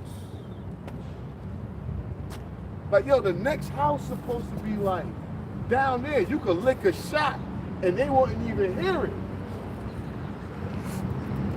They can call you, what you doing? Yeah, I'm back here shooting off my gun, man. Oh yeah, I can't even hear you. This shit's supposed to be like down there somewhere, you know? Some of them devils that have the next house in them country parts, the next house is like down there half a mile down the road. That's what, so the Lord believe in abundance. The Lord believe in giving you space, man. One thing that stress people out so much, they so congested. You ain't got no fucking elbow room. They on top of you, living on top of each other. You know, the curses, you got what, 3, 4, 5, 6 different people in one apartment. You try to go take a shit. Hey man, I be working out here in New York. I call myself going to a public bathroom. Sometimes it be to take a shit. You know, I wipe the toilet off, I line it with the tissue, then I finally sit down. Motherfucker, knock, yo, man. I'll be like, yo, man. I just took down, man. I dropped my fucking first turn, man. Give me a fucking break. Then when you walk out, they ice grilling you like, like, nigga, you held up the bathroom. Nigga, I had to take a shit. I just got in here. You act like, then people don't got understanding. Like, you walk up, you don't know if I just closed the door. In your mind, like, I've been in here for mad long. But just because you got to use the bathroom, you should brace your back. Because it happened to me. I'm like, oh shit, especially when I'm juicing and flushing. I'm like, oh shit, I got to use the bathroom. But I tell myself, don't get too happy. Because when you get to that bathroom, there might be somebody in there. And if you got, you know, the closer you get to the toilet, the more you got to go. So I tell myself, like, no. You know? But yo, out here, like, you don't have that space. Even the people you live with. You know what I'm saying? Yo, I'm taking a shower. I'm doing this. I'm doing that. Like, everything is just so congested. So people be stressed the fuck out. See, the Lord gonna give us elbow room. Like, your house is way far away from my shit. You know, I can see it. You know, I might look down and squint a little bit. Like, you see that White House right there? Yeah, that's the brother Aharon. That's his shit. And past 5 acres, half a mile past that is the next brother's shit. See, so it ain't gonna really take too hard or too much long to fill up the earth, especially us fucking women like bunnies having 1,000, one shall turn to 1,000 and a little one to a strong nation. You know what I mean? And they all getting like acres of land like that. The earth will get filled up. So what the Lord gonna do? Like, oh, we gotta practice population control. No, he gonna open up the other planets and the other galaxies and solar systems and all of that, man. This is St. John chapter 14, verse 1. Let not your heart be troubled. Ye believe in the Most High, believe also in me. In my Father's house are many mansions. Right, and the Father's house is the universe. He said the earth is a footstool. Imagine a mansion. What the fuck is a footstool is in a mansion? The earth is his footstool. If you take, if you forget a kingdom mansion, let's take a mansion of Babylon, like Mike Tyson old house, that 50 cent book, 150 rooms, some crazy shit like that. And you got a small footstool in there. You might even forgot when you sat that motherfucker. You might buy another one, like, you know what? Just buy another one. Because you don't know where it's at. You know? So the Lord said the earth is like a footstool. And the universe is like a mansion. So you can't fathom, you can't even wrap your mind around what he got prepared for. And Earth is really compared, the planet Earth is like a small planet. It's not like a big planet, you know, like Saturn. And like, I mean, according to what Esau say, the Earth is not really a huge planet like that. You got they call them super Earths. You got planets like 5 times that the Lord allowed this devil to see. He can't get to him, but the Lord allowed him to see it. Like they had like a planet shoot past the sun, and they compared like the shadow of it and how much space it took up on the sun, like how big it was. They was like, yo, it was like 5 times the size of Earth, man. So, hey, and the Lord was willing to give all of that to us. All we got to do is what? Repent. And brothers did that for the most part. They got their things brothers need to work on. But brothers believe, brothers doing the best they could. And you know, and the Most High is a merciful, fair power. So you just got to hold on and, you know, keep the faith and stay grounded and keep doing what you was doing, man. And don't take that chip.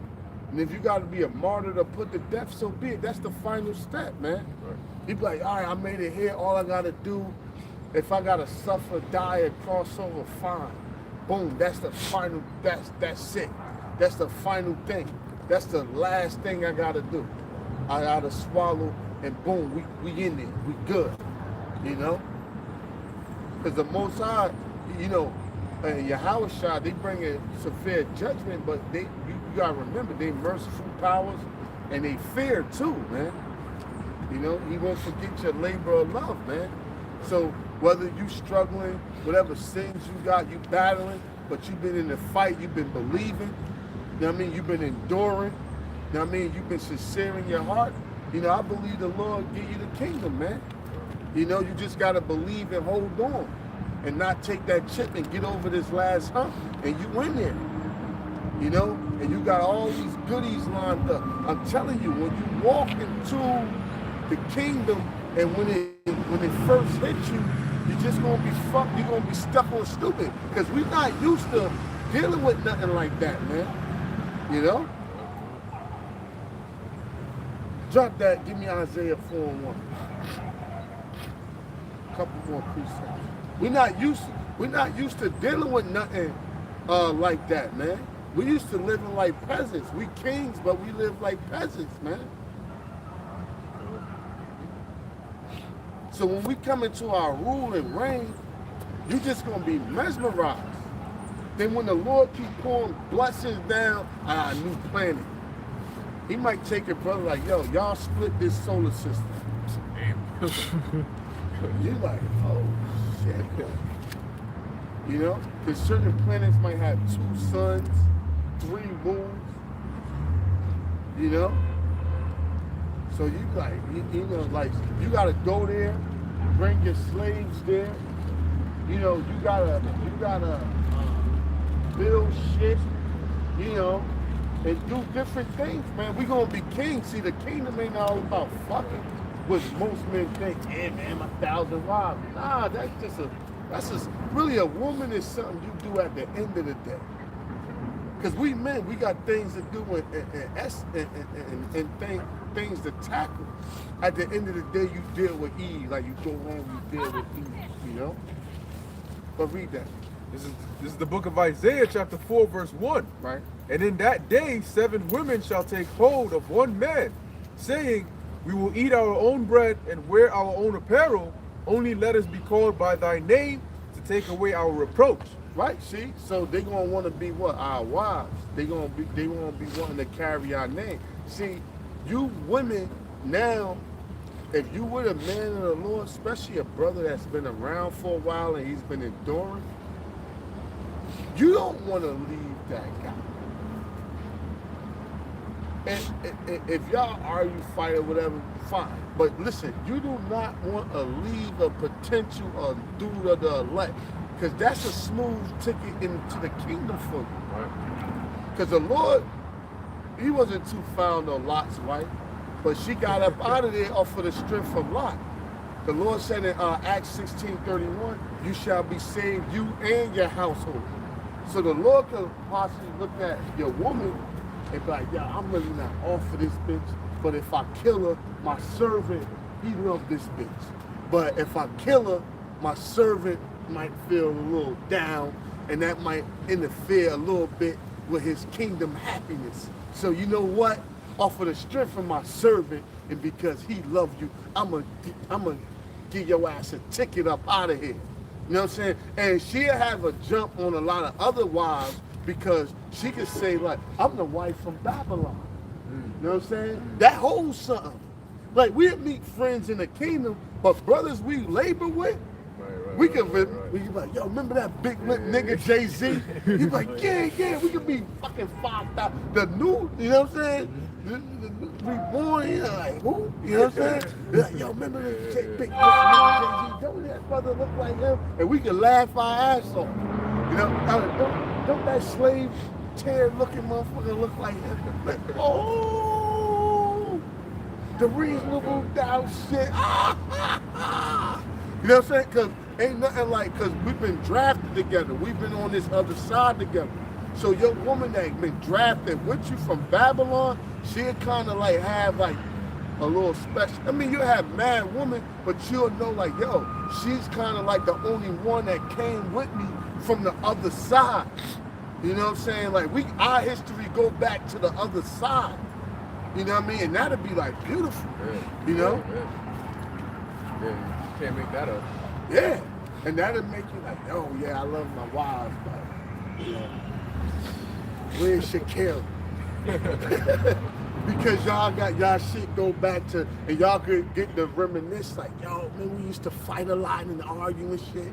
I stayed by you, you know, I believe, but she be talking Hebrew. You know what I'm saying? Like, you know, I gave you a hard time. And you see, I never left your ass though, right?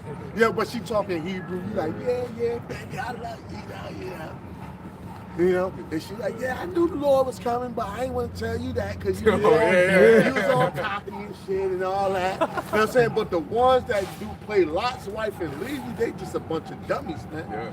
Because you know, really the woman, you know, you do right by your man, keep the laws to the Lord don't require like super much of them like he do a man.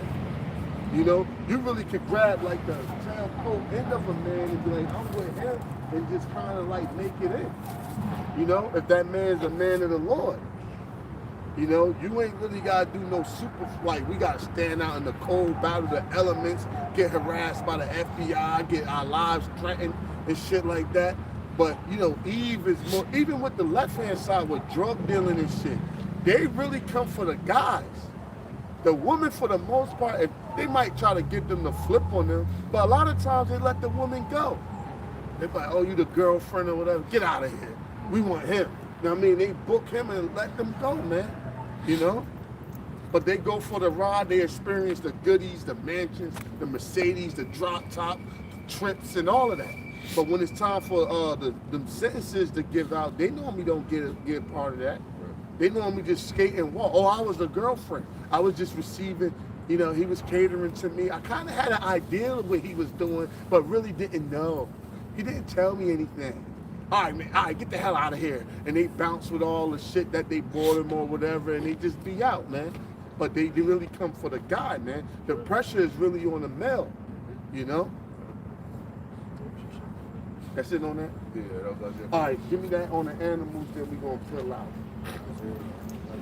Yeah. Yeah. Yeah, I think it's Isaiah 11:6. The wolf also shall dwell with the lamb.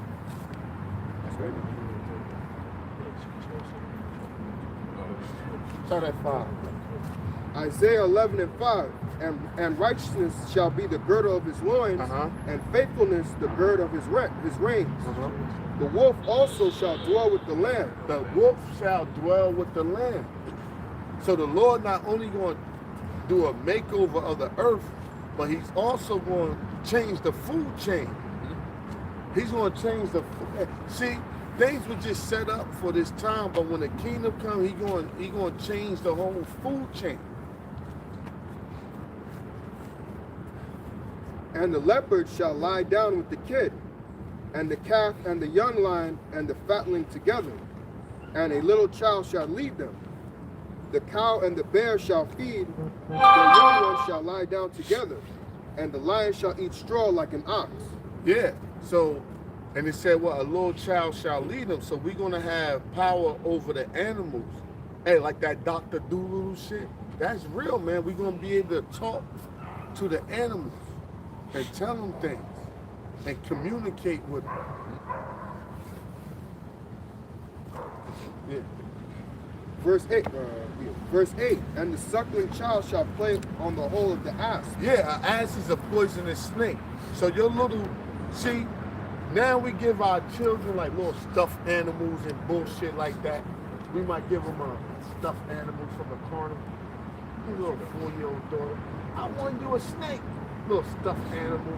No, you might bring her a king cobra, you know, and she gonna play with that snake, and the snake gonna respect it. Respect is not gonna bite her. It's gonna tell you in a minute.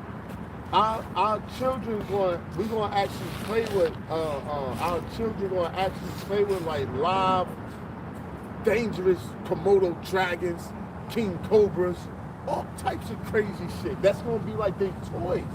You know how you get your kid down a puppy? Yeah, hey, I bought your little fucking teacup Yorkie, you know, little Maltese, a Shih Tzu. They dang, they play with the puppy. See, our kids gonna be they gonna have tigers, giraffes, lions, all kinds of shit. They gonna be playing with king cobras. You're like, yo, look at that little child play with that kid. It's gonna fuck you up at first. You know? Play with the, it said they shall put their hole on the tongue of an ass, man. See, now, Elam do it with deceptive music, playing the flute. And the snake dance, but he's like in a trance. If that snake come out of that trance, that man's a fucking dead man. But see, these animals gonna respect our kids off of, out of respect. And knowing that they'll see the Yasharala, man. And they not gonna harm them, they not gonna bite them, they not gonna do that. But if another nation come and do it, they gonna tear their ass up, man. Yeah, just to add on to that real quick, even children do that today. You know, there's videos where you have a little baby, a toddler that can't even walk. You know, the best they can do is probably sit, they can't speak. And then you have a big ass python, the baby just grab it by the neck and just be playing around with it. You'd be like, yo, I'm not gonna play with that type of shit. And the child is doing it out of innocence. You know, they might see a tiger or a lion, and it's like they're playing with it, and the lion is not attacking them or nothing because they can sense the innocence. See, animals are very smart. You know, we tend to underestimate them because of the world that we live in with Esau. But animals are very, very smart. Compared to some people around here, animals have the brain that people don't have, man. So they can sense that sincerity with the children. They can sense that there's nothing to fear. There's not a dangerous person. Compared to any one of us, we could pass by and the animal like, you know. Child is playing with kids, playing with animals, dangerous animals, they don't do nothing. Right, You know, man, but that's the heavy. kingdom, Right, kingdom's gonna because be it was different. time like a wild dog got loose. It was like a 5-year-old around, and they didn't go after the 5-year-old. It went after like the adult. Yeah. Because they could smell fear, you know, and fear attracts fear, you know. Because if they smell fear on you, then they're like, why are you scared? If you, Even the 5-year-old was like crying because people got like a nervous, you know, Startled, kids yeah. like, oh shit, something going on. yeah. Because people, ah! Right. And that scared the child. So fear was in the air with the child, but the dog like ain't fucking. Yeah. You know, so that was heavy. That dealing with the ocean, the different life in the ocean, Leviathan, you know, the chariots, you know, being able to fly, you know, do things like that. Because when we look at that word ka, it tell you animal, it's an angelic or animal-like power. So we're gonna be able to do shit that animals do. These boys. Oh yeah. How it's based on animals. Oh, based on the animal attributes, Yeah, and that also gets your studies up as far as zoology. Because if the Lord tell you you're gonna be able to do things that animals do, now your study has been just broadened. Because now you got to study different characteristics of different animals so you can know the gifts that the Lord is going to unlock in the kingdom. So now now that's why he said a thorough education of the Bible is better than a college education from Theodore Roosevelt, because now you forced to learn about different characteristics of different animals, so you can know the gifts of the Lord and the kingdom. Yeah, that's heavy, because the reason why Theodore Roosevelt said that is because when we go to college, it's a linear experience. You learn something that you went to school for. But in the scriptures, when you learn about the truth, it's all around. You know, like for example, Yahushua used being wise as a serpent, harmless as a dove. Those are two different animals who play two different roles. So now you have to go into what are the attributes of a serpent? Now, what are the attributes of a dove? Now, why would he use that in that context? Why would he tell us to be wise as serpents and harmless as doves? You know, all these different things. So hey, it's all you know. It's all to the benefit of the let Lord. the animals teach thee. Teach thee, exactly. Yeah. So you're forced to study and learn about animals if you want to gain or grab any type of wisdom. You know. Hey, and one more thing too, Apostle Gabar did a video a few days ago, and he was going into the 5 levels of intelligence in this truth. You know, I believe the first one was a monkey, okay, because monkey see, monkey do. You know, you see brothers, you might not really fully understand when you first get in the truth. All right, but you just kind of like go over, you know, kind of like mimic it, exactly. And the next step, I believe, is a parrot. Right. You know, you start to parrot what you hear. You know, you're mimicking and saying what you're seeing and hearing. And I believe the next one is an owl. I believe it's an owl, because you gain that knowledge where you be able to understand and see things in the dark. You know, you gain that oil. Yeah. Exactly. And then I believe the third one is a frog, because you become stubborn. You know, you get to a certain stage where you get certain parts of the truth. Nobody can tell you what to do. Right. Yeah. That's why it says knowledge puffeth up. You know, that's when you have to start praying for humility. All right, and the fourth one I believe is the owl, because now you're able to see things. You understand the dark sayings. You know, you have the oil that helps you understand and see in the dark. All right, and the ultimate one is a serpent, being wise as a serpent, harmless as a dove. So now you're able to use all those things that you've learned from those stages, all right, to what benefit you in this truth and in this walk. The word dragon means to see kingly. You know, like if you check out Esau, he went from the garden. I mean, he went from really garden as a basic snake, as if you like use your imagination. He went from like a snake crawling on his belly till he went to a dragon in Revelations, because basically in Revelations, from the garden to Revelations, Esau was in his basic form in the garden, but in Revelations he's in his mutated form. He got 7 heads, he got 10 horns and wings. That's nothing but, like, a dragon ain't nothing but a flying snake. You know what I'm saying? So it's like a snake with 7 heads and 10 horns and wings, meaning throughout time he has aged and mutated to his purest form. Which is he showed his devils at his highest level of intelligence, which is a dragon, which means like to be able to see kingly, you know, which is what be as wise as a serpent, you know what I mean? Because the serpent is like the highest level of intelligence, you know, which is Esau is actually at, from that basic, you know, gardener snake on his belly to actually a flying snake with 7 heads and 10 horns, breathing out fire. He has actually mutated into his, like them cartoons and shit, he like transformed and like Cell.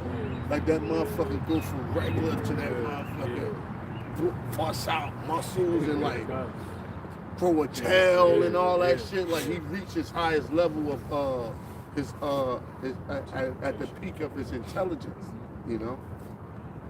But that's it. Unless y'all brothers got something.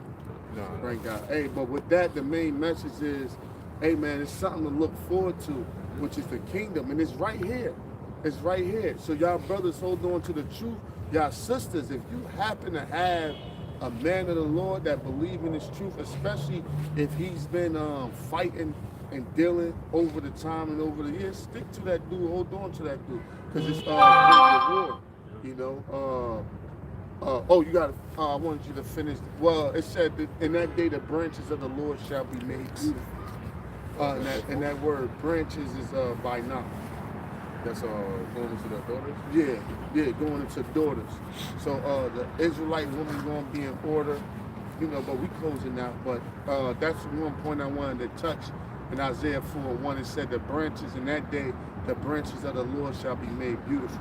And the word branches is by Naph, which is the daughters of Israel. You know, so they're going to be made beautiful inside and out. You know, they're going to be off of your program, off of your vibration. You know what I mean? No more Telugu. You know? And yeah, you got a good man of the Lord. You know, y'all sisters lucky that, you know, to find a guy, because brothers like us shares, to find a guy and deal with a guy that believe in Yahweh Hashem Yahushua. You know, no matter what time duration he actually had, and that man could be part of the hopeful elect. And even if he's not and you sincere, maybe the Lord will destroy him and deliver you, like on some Abigail shit. You know what I'm saying? So, you know, you basically want to hold on to what you got, man, and hold fast, man, because the kingdom is here.